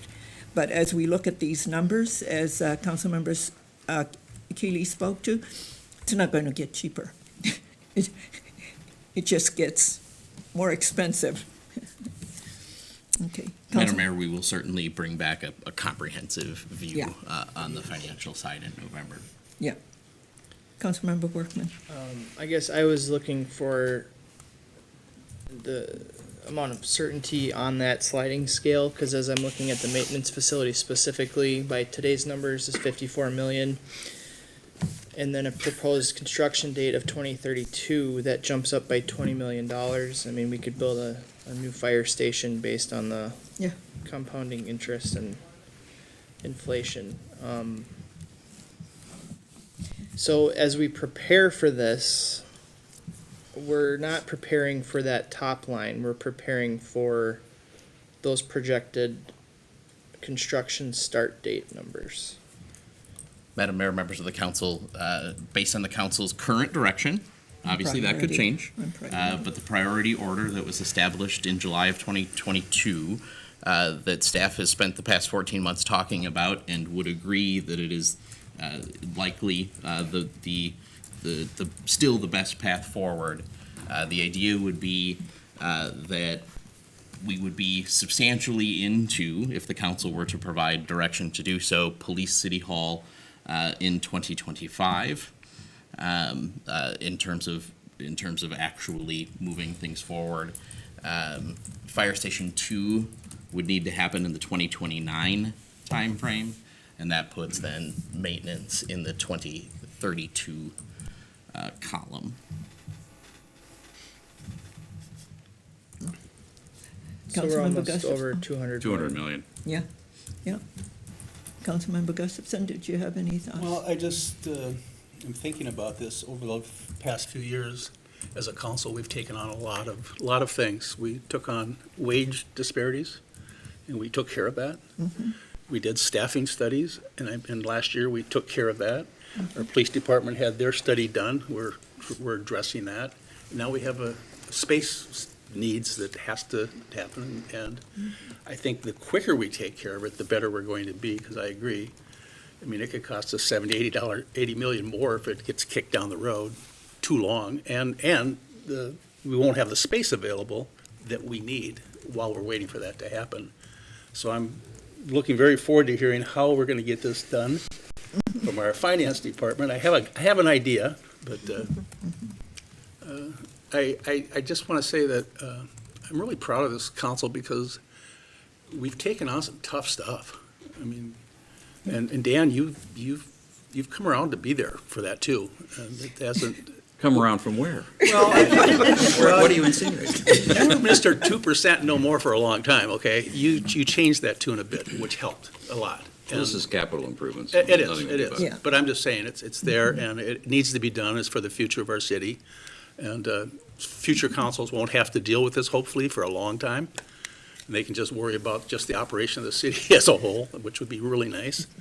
So, Providing the service. providing the service is what we're all about. But we also have to have the people and the facilities to do that with, and I think we're trying to take care of that now. So I'm looking forward to the next step here to talk about this.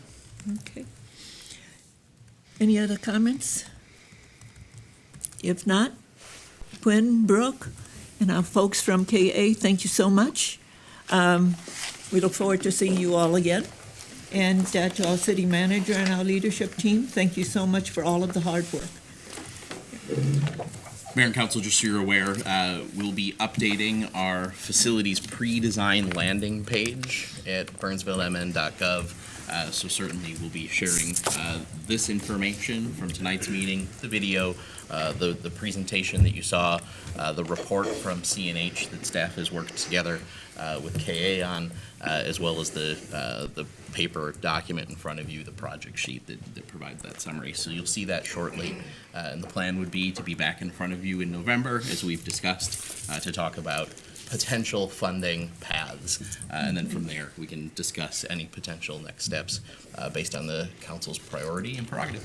Yeah, and also, so everyone knows that one of the things that we do very well here in Burnsville is we engage our community. So we will have engagement with the community about the facilities and asking and answering questions, but letting them know what we're doing, and they'll have all of that information on the landing page in front of them. And I'm sure that John Gessner is going to be writing about this because he's watching tonight. So, yeah. Absolutely, Mayor. We will be talking with you and certainly the community far more as you provide us with direction and make sure that the information is in front of everyone and that we're also connecting and reaching out throughout the community. So that is definitely part of the process. Okay, very good. Thank you so much for coming in, and have a good night. Thank you. The next item on the agenda this evening is a sketch plan review for a school use in our I-3 zoning district. Our Community Development Director, Jeff Thompson, is presenting, and we're going to be here from Jeff and then also from Mr. Andy Chase and Mr. Joe Miller from Chase Development. Jeff, the floor is yours. Thank you, Mayor and Council. As you introduced, this is a sketch plan review that's been requested by Chase Real Estate for a potential change to our zoning ordinance.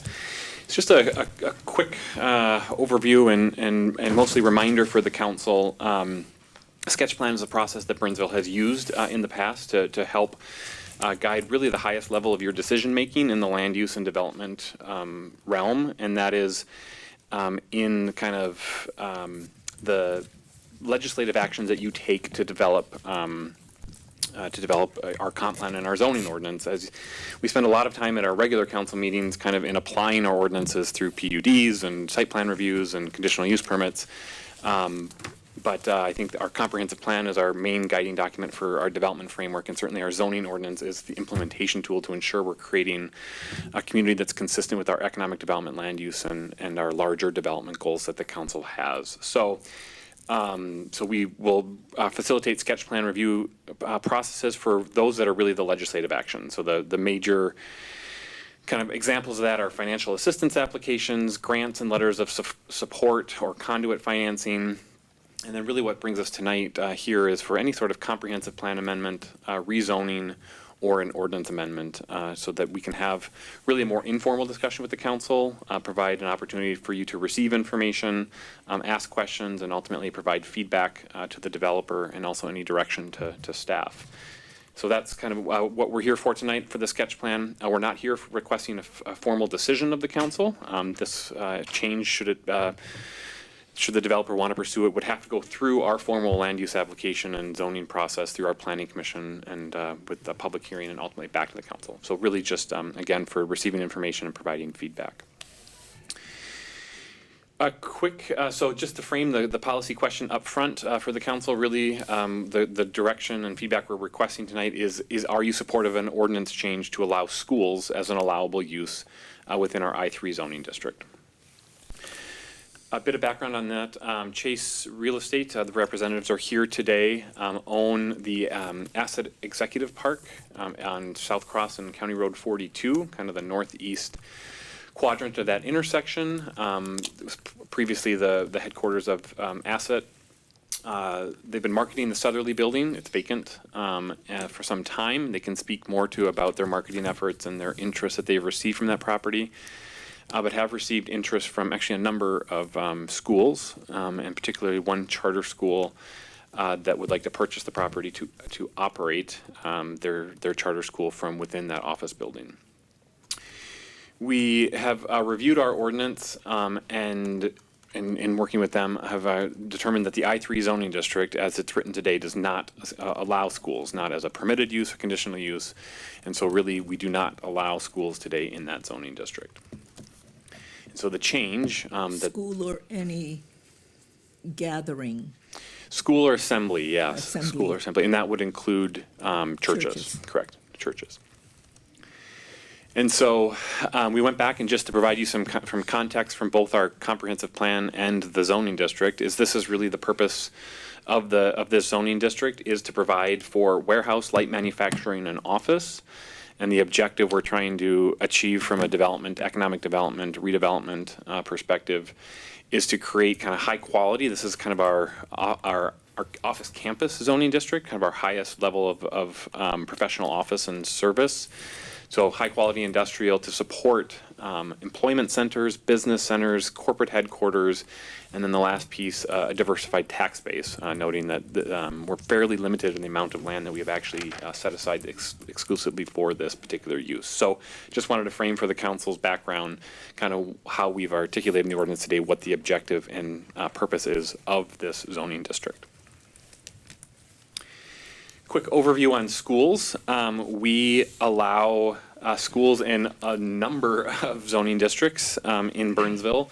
They, within our business, commercial, and within our mixed use and TOD, they are permitted uses. So they are allowed there by right without any, assuming it's an existing building, without any sort of land use clearance from the council. And then we also allow them as a conditional use in all of our residential districts, but for our manufactured home park district. That's the only one where we do not. So pretty much all of our residential districts. And then where we do not allow them, in addition to I3, is really all of our industrial districts, our parks district, as well as the GIM and GIH are in the MRQ section of kind of the heavy and medium industrial uses within the Minnesota River quadrant in the northwest part of Burnsville. So quick summary is we allow schools extensively throughout Burnsville in a number of areas, both residential and commercial, but have in our ordinance excluded them or not allowed them in our industrial areas to support, again, in my interpretation of the ordinance, but certainly to support those objectives and purpose that are articulated in the comp plan and in those zoning ordinances. Just a quick, this is hard to see because it's the zoning map of the entire city, and do I have a laser that will work? Probably won't work on TV anyway. I'll try, Jeff. Okay. This is the zoning map. Just really all I want to highlight this is where we're talking for the I3 district. So the I3 district is exclusively along County Road 42. It's kind of that dark gray color, Greg. Yep. It's TIF 1 and 2. Yeah. So That's all that is. historically related to when those districts were created and when that development happened and when TIF districts were created, that's the only area of Burnsville that has this I3 district. And you'll notice the businesses that are there are very similar or are consistent with that I3 zoning. They are high-end manufacturing, employment centers, business centers, creating office. There's some medical office there now. There's kind of a variety of uses that are consistent with that I3 district. So the change that Chase is requesting, which is an amendment, would apply then to all of those kind of dark gray areas and would allow schools to operate and to purchase land or lease land or to operate within all areas along 42, kind of west of the railroad tracks. Thanks, Craig. Jeff, Yes. recently, the Frontier property, if you can go back to your map, and the Frontier property is on Burnhaven. And South of just South before Cross, South right? Cross. And so that's in the darker red. I know, Greg, it's gonna be hard. It's right off. So There you go. that's in the Wow. B, Exactly. in the business district. B2 commercial. Yeah, Correct. and and it didn't have to come before us because it was an allowable use. Correct. It's a permitted So use. they took over that whole campus, Correct. the Frontier corporate campus. Correct. And we go back to this, when thinking of the previous slide, so again, all of the red areas, the purple areas, reds and purples, and all of the residential areas, yellow and white, those are all the areas we allow schools today. The districts where we don't, again, are the northwest quadrant, MRQ, and then the industrial area on the north side of 13, kind of east of Portland, that light industrial area in Burnsville, and then really what we're focusing on today is the I3 along 42. Yeah, so we're only talking about, when you look at the zoning map, we only have very few areas when you look at, that is I3. Then you go to the Minnesota River Quadrant. That whole area is industrial medium and industrial heavy, so Correct. heavy industrial in that. Correct. Correct. So, I haven't done the exact calculation, but most broad areas of Burnsville are zoned and would allow for schools, restricted to industrial and the industrial areas where we do not currently allow schools. But again, to highlight, Chase's request is exclusively for the I3 district, the change to that and not to every other industrial zoning district.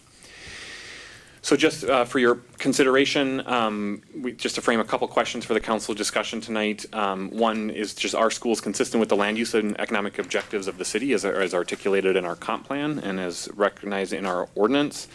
And then, yeah, exactly. Are they consistent with the purpose and objective of the I3 zoning district as we stated? Just, we did I had a conversation with our city attorney today, Jared, because I know schools are tax exempt under state law. Public schools or schools are eligible for tax exemption for property tax purposes. So just to share that information with the council, but also just to make you aware that the I3 change could have a broader impact on churches. We talked a little bit about when we allow any sort of assembly use in a zoning district, which schools have inherently an assembly use, we are required under the federal RLUIPA statute to permit churches where other assembly uses are required. So it's likely this policy change of only allowing schools would also open I3 open then to also allowing churches within those sites because of the federal law restrictions that we have around having to allowing church land uses in our community. And it's religious, I shouldn't say church, sorry, religious land uses within our city. We did want to provide you with some options tonight for the council's consideration. If you want to allow it, there are really two options to allowing it within that district. One is a permitted use, so that would be a use allowed by right without council approval.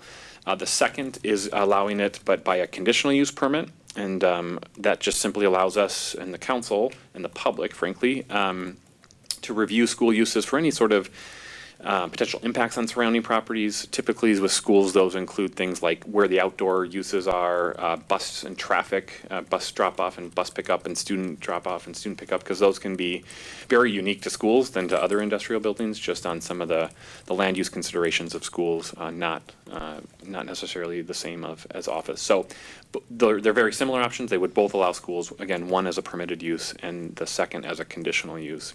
And certainly within your legislative authority, you can certainly determine that one, we allow schools elsewhere in the city, and secondly, that it's inconsistent with our land use and zoning plans for these areas, and provide direction to not allow schools within this zoning district.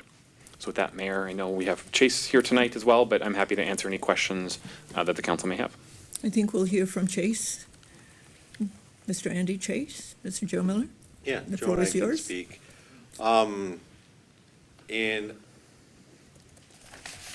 we wouldn't be here today, I think, if we weren't confident in that the building that we're proposing, first of all, would make a good school. So we've met with the fire department, the building department, and if it also was an industrial building. If there was an industrial building, we'd be able to make some use out of it. But it is strictly a 3-story office building on the edge. So it's not what you would normally think of as a normal industrial building. So it is an office building that we feel, we're not trying to shoehorn in anything. I own property by a school, an apartment building by a school, and they don't have any parking, or everything's done on city streets. We have a large parking lot, we wouldn't, and that's why we think the conditional use permit approach would work for us, because you would get an opportunity to make sure that we're not becoming a nuisance to the city and to the neighbors for the pickup and drop-offs that Jeff talked about. So it's like, we feel we've done our research and we've been marketing the building.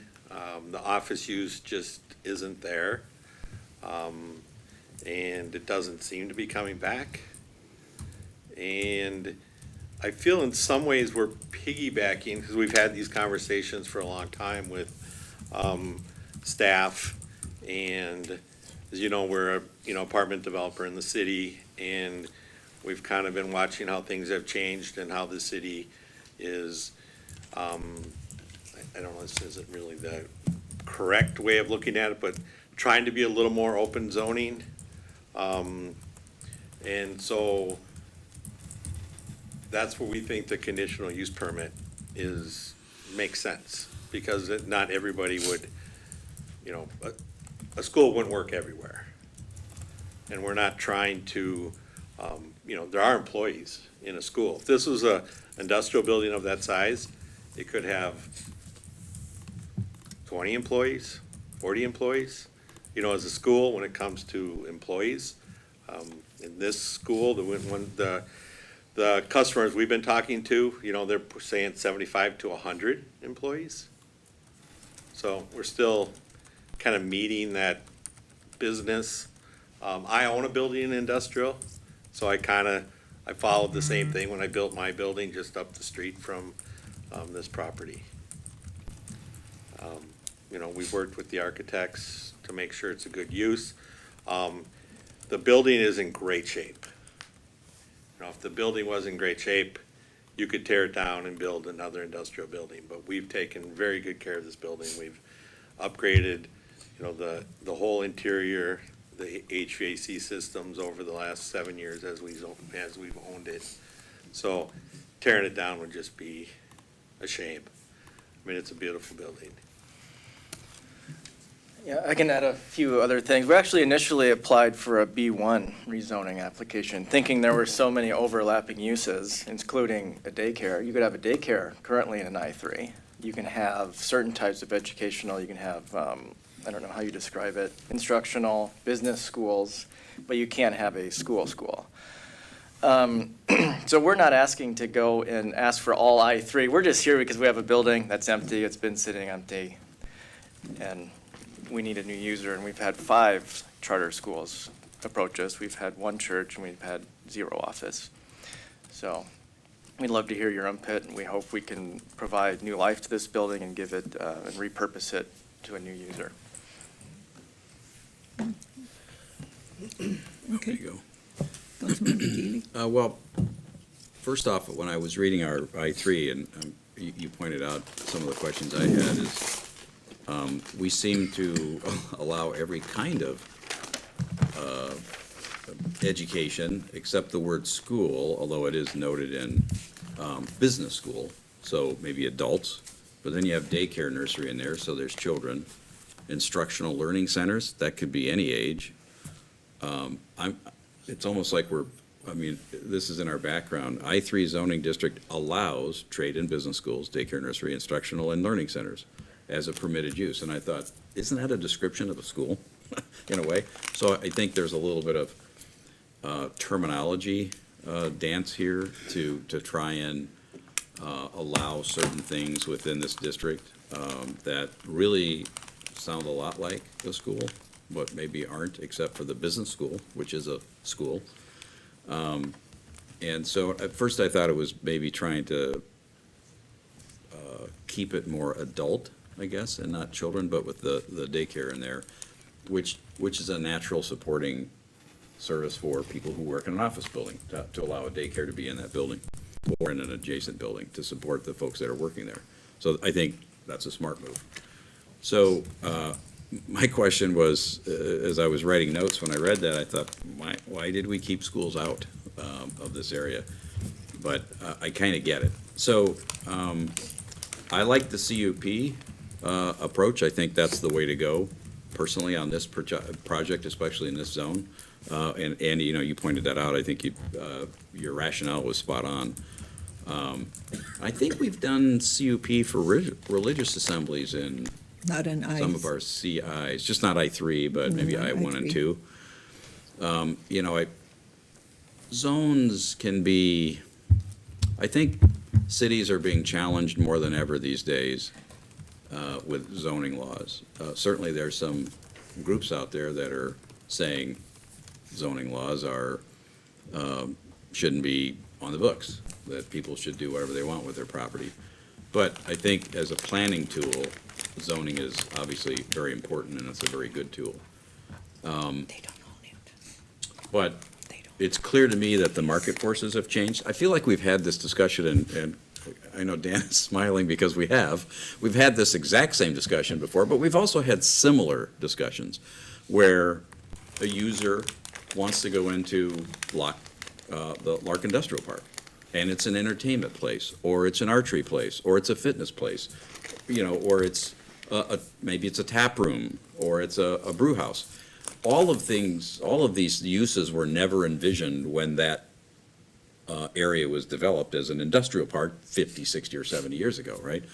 Same for the west side of Burnsville. When that I-3 zone was put out, nobody had ideas that there might be these types of uses that might one day knock on the door and go, boy, that's a great use. I've got a great use for this building, but geez, the zoning doesn't allow it. So I just think we're tasked again, as we have many times in the past, over the last 15-plus years, to rethink some of these zones and be a little bit more flexible, because I think it's true. Burnsville, we're very proud to say we're very business flexible. That goes for zoning too. Wherever we can, and in this case with a CUP, I think it's a good use of it, we need to be flexible, because there's story after story after story across the country where industrial parks, I-3, I-2, I-1, doesn't matter, have all had to reinvent themselves. In an extreme example, we've even had discussions about Lark Industrial Park, like how can we just rethink that whole and rezone it and allow a lot of different things. It's hit that point. Although the property owners are just happy to continue to be what they are, because it's a great, profitable area to be in. But we've allowed a lot of different uses to go in there too. And this particular zone in Burnsville on the west side, this is just one of a few situations that have come knocking. There's been another one where there was a church, Mac and Book, that wanted to sell their building or lease it or whatever. And so, to me, this isn't any different. I think we need to be flexible. I think we need to support our business. And there is no secret about the commercial office industry right now. What Andy and Joe have stated, that there's been nobody knocking on their door, is a story that's repeated thousands of times over across the country. There is a post-COVID challenge for office in industrial areas. And I don't know that that's going to fix itself that quickly with the amount of hybrid work environments, or small and medium-sized businesses have basically gone 100% remote, and many of them have no plans of ever going back to the office. And so it's a challenging environment. And so, in my opinion, I support this as a CUP. I think it makes sense, and we are tasked, and I think we have to respond to the market forces that are dictating a lot of this change. Otherwise, we're basically saying, hey, the zone is zone, sorry, you're just gonna have to sit on that for how long? A large office building like that. It would be a horrible thing, in my opinion, to tell a property owner, sorry, we're not gonna be flexible with you, you're just gonna have to stay empty forever, right? That's not a good thing for business. Life in that building, whether it's a charter school or an office use, puts life in the building, which means there's life going on around it. It keeps that environment and that part of the town healthy. Letting it stay empty is not a good decision. Just look at our mall. It's not a good thing to have that sitting empty for this long. Thank you. Okay. I tend to agree with Dan on this one. I'm buying a lottery ticket after this meeting. Me and Dan are agreeing on things? Okay, good. Am I mistaken? Wasn't Invergrove over in that area for a little while? Who? Invergrove College, didn't they have a campus over there? Or maybe they were talking about one. Yeah. But anyways, we'll forget about Invergrove and just go to the volleyball warehouse. There's certainly a lot of assembly there, and that's right next door to that building. It's a different institutional assembly. Yeah, but it is still an assembly. From the federal Go there any weekend, and you designation. can't find a parking spot within 2 blocks of that place. I'm here to tell you. I go there all the time for my granddaughter. So we do allow different things in that area. And I think at one time, I thought we were looking at a housing development over there at one point with Todd Johnson. And maybe that was a different property years ago. No, what you're thinking about is what we had to do. I've been here a long time. You know, I have TIF too. 1 and 2. TIF 1, when we put in a housing development because we needed a tax base in TIF 1. Yep. And it's hollow. Jeff, you think the housing development is hollow? Give me a minute, I'll find it. Yeah, it's, yeah, but that I could be was, mistaken on that. huh? I could be mistaken on No, that. but But we what I didn't am have saying it. is we have allowed other uses in that area besides just industrial. And the volleyball warehouse is a fine example of that, which brings a lot of people to the area. I'm very familiar with that building. I used to go to that building quite a bit, actually, and there's a tremendous amount of parking there. And I don't see where a bus stop would be an issue coming out of that property in any way whatsoever. It's off the street, wouldn't interfere with the neighborhood. And so I agree that I would agree to go look at a CUP for this property. Vince? Well, I mean, Chase, you guys have been a great partner for a long time. You've made a lot of commitments to Burnsville. You're here, so I don't question anything you've said. I'm continually impressed with Chase and everything you do. You give back to the community, and so I appreciate all that. It feels like kind of a poke in the eye to the school district. You mean you take $20,000 of property taxes off and then put a competing school, nearby. But I don't think you're gonna find any office use in that building.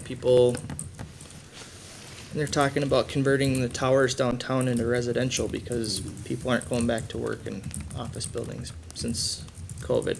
So I don't, I think conditional use permit would be the way to go on this. I mean, we don't want to open Pandora's box necessarily, but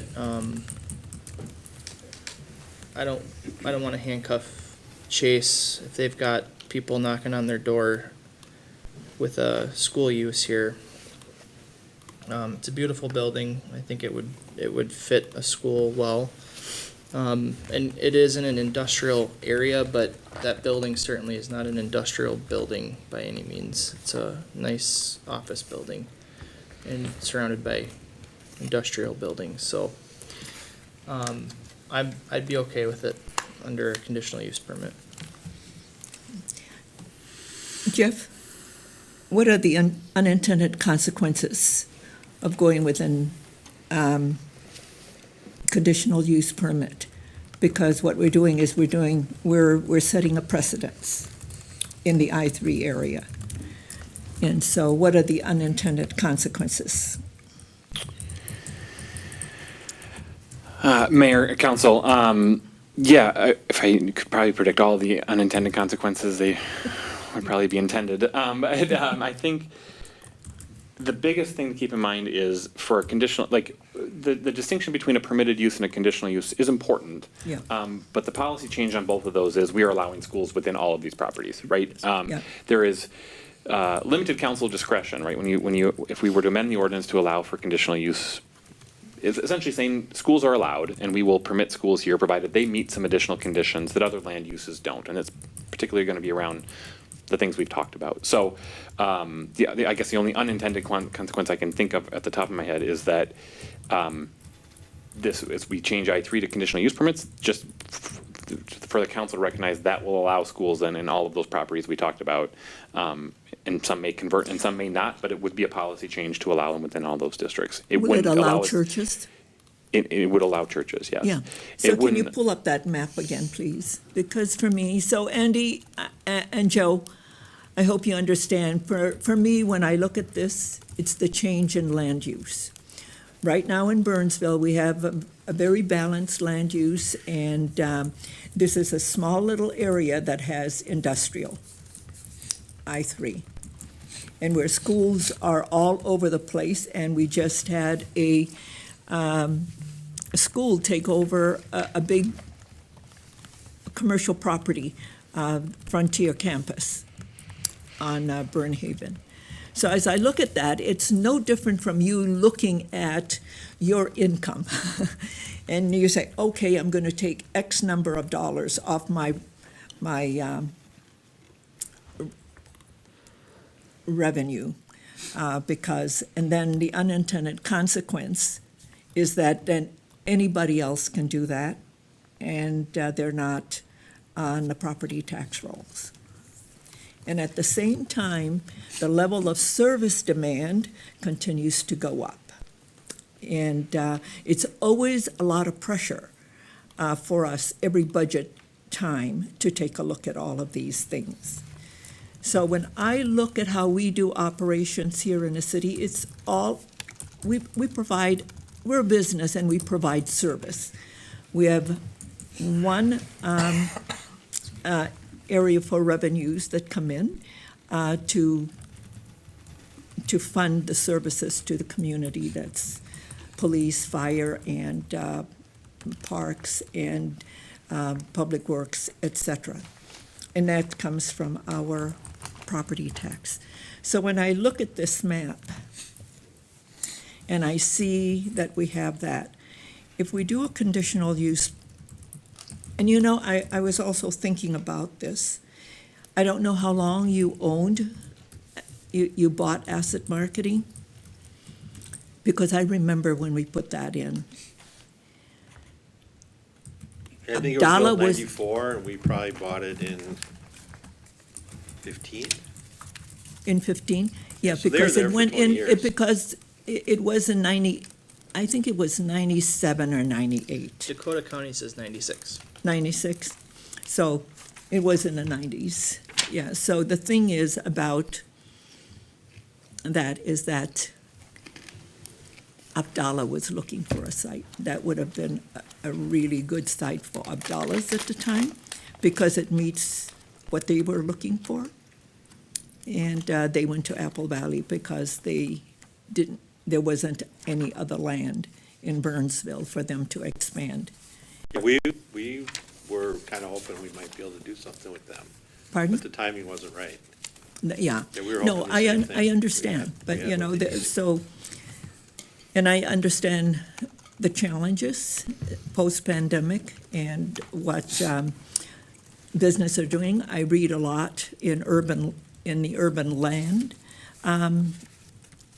website and what they're doing, not only in our country, but across the world, but mostly in our country, about how they're reimagining and rethinking how to use these buildings and how to repurpose them.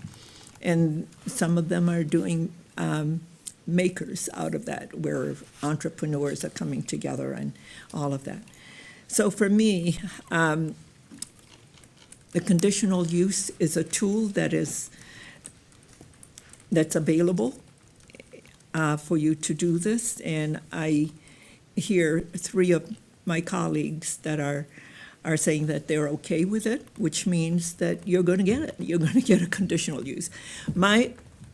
For me, it is about how much we have, and that's not a lot. That's not a lot of acreage in the industrial zone. Yeah, I appreciate that. You know. There are, one thing, and I don't know, he's working his GIS system over there fairly quickly, Mr. Workman. He's good at it. I'm not sure the Frontier School or the Frontier telebuilding is necessarily off the tax rolls either. Because these schools can be owned by private, I mean, I could own the building and lease it to a school and Yes, it you would be can, a because there are taxable- some who own the building and lease it to a church. Right, so it's not 100% a tax play. Yeah. And I can appreciate the school district part of it too. I mean, Yeah, because You the know, school district gets 33% of our commercial call it a- industrial tax a base. monopoly if to you run- want, you know, to run the they would love to schools. have it. Yeah. But from a school standpoint, it might not, it could force a school to go into any other business district, and the school is still Sure, coming. sure. So Yeah, one is not because the- prohibitive of the other. Because the school district that's impacted by the Frontier site is 196. Because I think 196 has the shopping center and part of, They're south of 42, yeah, yeah. and then 191 is north of 42. And 196 is, and that's where I'm saying that that school that took over the Frontier building, Was 196 school it's district. 196, yeah, because they always talk to us about it. The last This is meeting the- Greg and I had with the superintendent, they're always wanting to understand what's going on with the shopping center, simply because a lot of their tax base. The Frontier building is owned by Aspire Management, so I don't know if that was a lease or contract. or I deed. believe, I mean, I don't know, I haven't looked to see if it's on the tax rolls. I believe it is because Well, it was- Aspire is a private company. It was sold in June of 2022, so I don't know if we would even have that information yet. Yeah, Okay. yeah. I mean, I don't know, but. because that could be a possibility that, But still just pay so a you tax. understand where I'm coming from. Mm-hmm. You know, when I look at these things, I'm looking at the whole city of Burnsville, and I'm looking at what it is that we need to be as a good business. When you have pressures on service, and then your tax base shrinks, and that creates a lot of pressure. And we go through this every year when we're looking at our budget. So yeah. just And so we- you understand how I look at all of this stuff, and I'm looking for the good of the city. And I also want to understand what happens if we open this door. The door is open. You've got three folks who are saying, but I just want to have that discussion. Once you set a precedence, and then what happens? You know, I appreciate that, and that's why we're here today and Yeah. not a year ago, is because we wanted to make sure that we weren't trying to shoehorn in something that worked for us, but wouldn't necessarily work for our neighbors or the rest of the school. I mean, I kind of, as a real estate person, understand the big picture. It's not always about my income. It's about what makes sense. Yeah. And some things make sense, some things don't.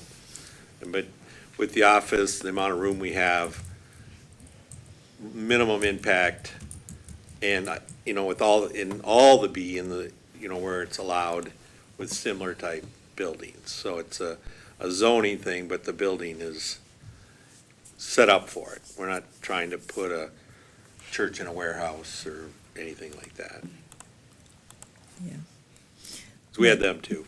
No, I understand. And, yeah, you know, you've got the go-ahead to go with a conditional use. I just would like our staff for us to take a look at that.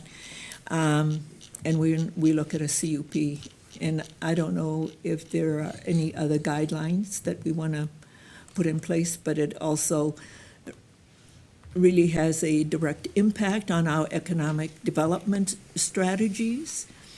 And so for me, when I'm looking at making a decision, it's taking into consideration all of those factors and looking at this map. This is the map that tells us what our income level is and where that income is coming from, and how much of that is industrial, how much is commercial, how much is residential. And for many years, residential continues to carry the burden of the tax base, and commercial doesn't. So when I'm looking at that, I'm like looking at the land use. You know, like any business person, you're looking at your income level and your revenue streams. And that's what I'm doing. But, Okay. Andy, I know that you do good work. I have no reservations about that. I live in one of your products. Thank you. I bought one of your products, so I know that you do good work, and you've been a long-time business owner here in Burnsville, and I appreciate everything that you've done. all of the product that you bring in, and they're very good products. Thank you for the work that you've done in filling out the heart of the city with Gallery 1 and Gallery 2. And I think you're absorbed in both buildings, so you, Yeah, things are going well right now. yeah, Yeah, things are Yeah. going well. yeah. Saw some commercial So- signs going up. And we're getting a few. I mean, that's a hard sell. Joe said that would never They're happen crawling. at the planning commission meeting. But Yeah. you guys are Crawling, doing but It it's happening. just takes time, but I see, because, I live in the area, so I go in and out, and so I see that it's filling out, in Gallery 2. So, yeah, Right. And so, Okay. well, thank you very much. Yeah. yeah. I think I would like to ask Jeff, we can go off, in another meeting on the timing. Schools are, obviously they have timing issues, which is next September for them. The ones we're talking to are looking at getting started in the kind of the February timeframe. So we're hoping we can go simultaneously with the text amendment and our plans. And, the plans that we bring forward, I'm hoping that we'll be proud of them and that, you'll find them acceptable to be a good neighbor. Okay. Jeff? Yeah, and Mayor, Council, we can certainly talk more and work with the applicant and Chase on the timing of the whole thing, because just to be clear, before we can issue a conditional use permit, or at least at the same time, we do have to amend the ordinance to specifically allow it as a conditional. So we can't just allow it by conditional use permit, we have to amend the ordinance Yeah. as a first step. So we can certainly work on timing of your contract and that, and how to work through the process within the deadlines. But just to be clear that there'll be two items coming forward. First, an ordinance amendment, and second, the actual conditional use permit. So my next pitch to you, Andy and Joe, why don't you just own the property and lease it out to the school? Well, that's not off the table. It's something you can consider. It's not off the table at Yeah. all. No, we've done that research, and, we have the stats and the average rents, and, that's one thing that I think, I say when I look at the sum of the parts, to us to fill that building as an office use, rents would be extremely low, which then, all of a sudden, am I driving down rents in the whole city because I'm trying to give away 60,000 square feet? Yeah. You have to manage your operating costs, which, Yeah. if you have tenants that can't afford Yeah. good rent, they can't afford your operating expenses, okay, which turns the building into maybe a little bit of a deferred maintenance mode. So it's a bad cycle to be in, but the schools, because of their funding sources, they can pay a fair rent. So, and I think, We'll keep looking the at taxes might go up Well, than what keep they are looking down today. in that direction, and maybe, because when I look at the taxes on commercial buildings, they've been very flat or else low. So our residential properties are always carrying the burden. So that's my last pitch to you. Yeah, See no, if you can. that's not off the table that we, Good. Thank you. continue Well, on the with the that. direction is continue to work with our staff, but Elizabeth, can I ask a quick question of Jeff? just own the building and rent it to them. Yeah. I use Google Earth a lot when we talk about stuff like this, and Zoe Church It's a rental. I don't think they own it. Okay, but it's an assembly use in Yeah. an I3 district, so I'd be curious how that took shape when Zoe Church went in, if it was something similar to this.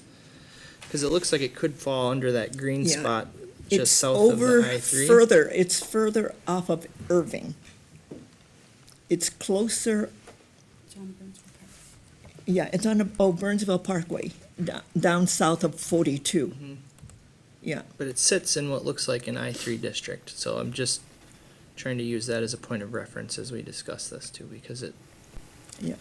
I don't know how that could have fit in without a similar Is discussion. that right on the Burnsville Parkway? Yeah, they, South of Abdullah? huh? I think it was a variance with a 3-2 vote.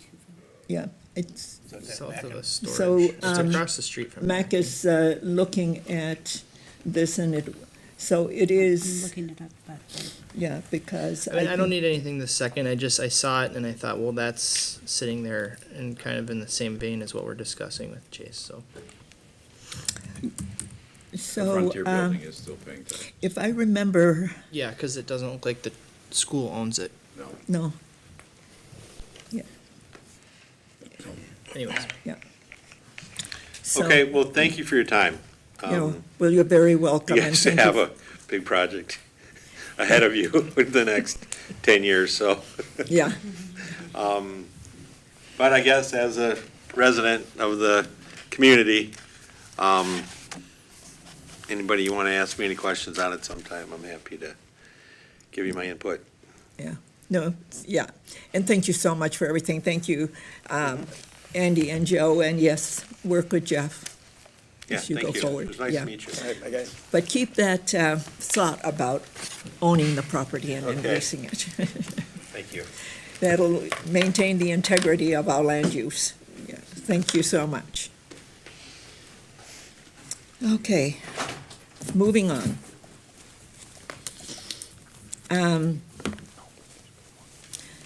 Jeff, is that, I think you got street, yeah, okay. All right, roundtable. Michelle, you have a special work session for the Black Dog interviews? thank you, Madam Mayor. Yes, and City Council, we are currently recruiting for the Black Dog WMO positions. This is something that we do every 3 years, and their terms expire in November every 3 years, and we don't rotate some in and out every year. It's just once every 3-year project. However, because of recent circumstances, we are also going to try to recruit a couple of EDC commissioners for the vacancies from within our current, we have some existing commissioners that would like to apply for that, and also our code review task force, who will be dissolving soon, has also expressed some interest if there was an opening. So we're looking at, we've asked them to apply if they're interested, and we're thinking that there will probably be around 10 to 12 applicants, and we're looking for some dates. If you'll pull up your calendars and let me know. Some potential dates that I was looking at would be, we do have the quarterly roundtable on the 24th, the 23rd or 25th would be open. Of course, we have that 5th Tuesday in the month, which would be a likely date, except if it wasn't Halloween, and I don't think we want to ask people to come in on Halloween, so. No, they won't come in So, but because we if they also have have young that kids. I won't come in on Halloween. October Trick or treating 30th or November 1st date, if you would, if any of those dates would work. Or open to any other date that you might see open. I'm good on all of them except Halloween. Matt, can you say the days again? So 23rd, 25th, The 23rd, and First, 30th and 1st. 30th and first. so you're saying Monday, the 23rd? Yep, Monday the 23rd, Wednesday the 25th. The 25th won't work for me, Okay. And, or because the- I had to change my dental appointment Okay. on the 23rd. Yep, Was I it see the that now. 25th. I see that. And the only time they can take me in is at 6 PM. And I can't do that because now then it'll go into next year. Appointments are hard to come by, Mayor. They are. I know. And so that's the reason why I had Is to there- take that one. Go to a different dentist. I get them in early. So what was the other? What's a 30th? dentist? Was that the 30th 30th? and 1st, yes. I can do the 30th. I can do all of that except the 25th. 23rd works for me. 30th works for me. Yeah, Is it gonna 23rd. take an hour? 12 people, If it's we gonna have take 12 people, we could usually interview about 5 per hour, so we're looking at probably 2.5 hours, 2 to 2.5 hours. If we start at 5:30. 5:30, we'd be done 7:38, 23rd is fine for me. 23rd. You're still having a quarterly roundtable on the 24th? We are. Yes. Mhm. Yeah, 23rd, it is? 23rd. and- 5:30. Yeah.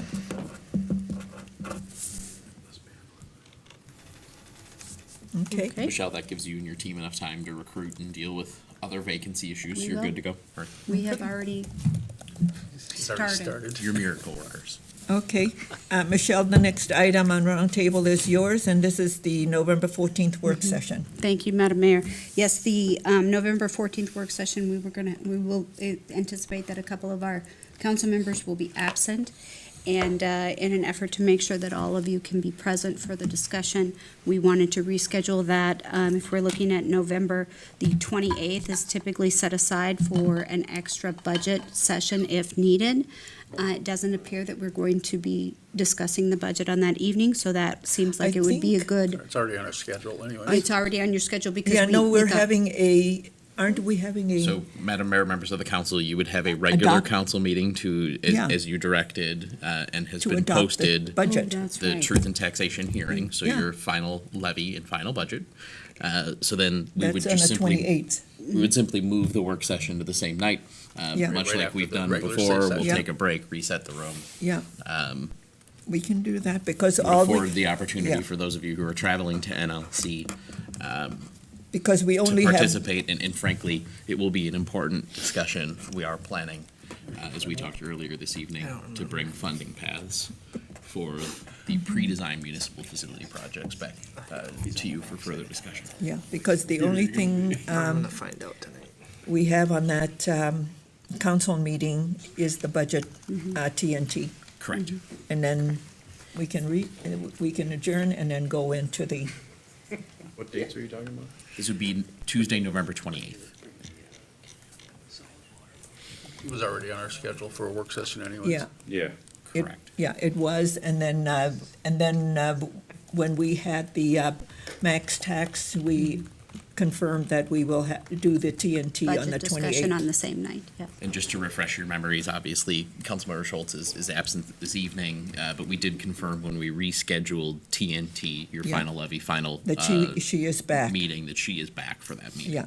And she was here when we made that decision. Correct. She was present at the meeting. Okay, Did we cancel any other November meetings as a Nope. result of that, or we're still solid on all the other dates? okay. All right. Then we move on to reports. Councilmember Workman, you have a report?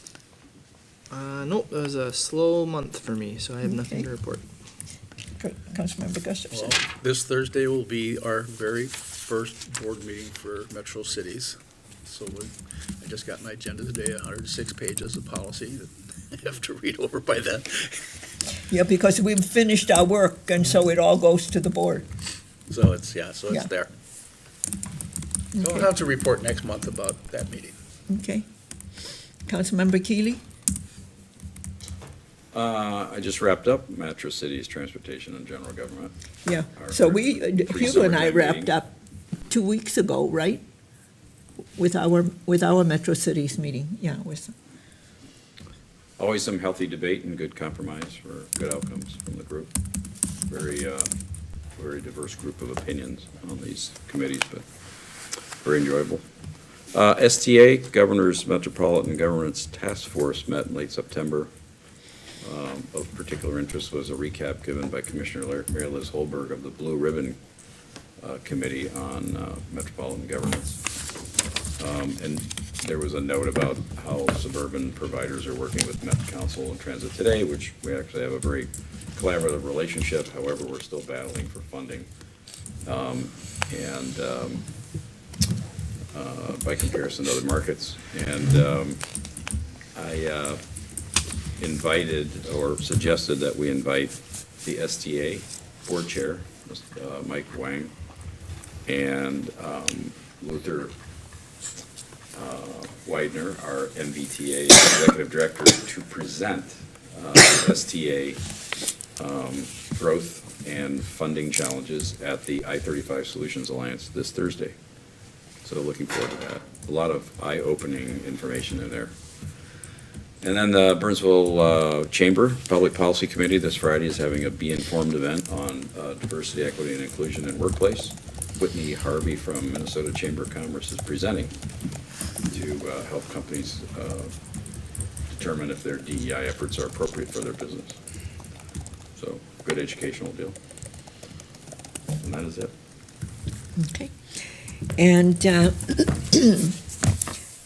Greg and I will be at the MLC meeting this Wednesday, so nothing to report. We haven't met with Savage. That's coming up also. I reported on that last time. Hugo and I wrapped up Metro City's policy committee on metro agencies, and that was 2 to 3 weeks ago. And my Burnsville Community Foundation meeting is this Thursday, and nothing has changed from the last time that I reported. So that's my report. City Manager Lindberg, do you have anything? Nothing, Madam Mayor. Okay. Are we all good? If we all good, then we stand adjourned by acclamation. And thank you very much, everyone, for being here this evening. And thank you for our residents who have been watching us on television. So have a good night, and thank you for joining us. We stand adjourned. Sure and stuff.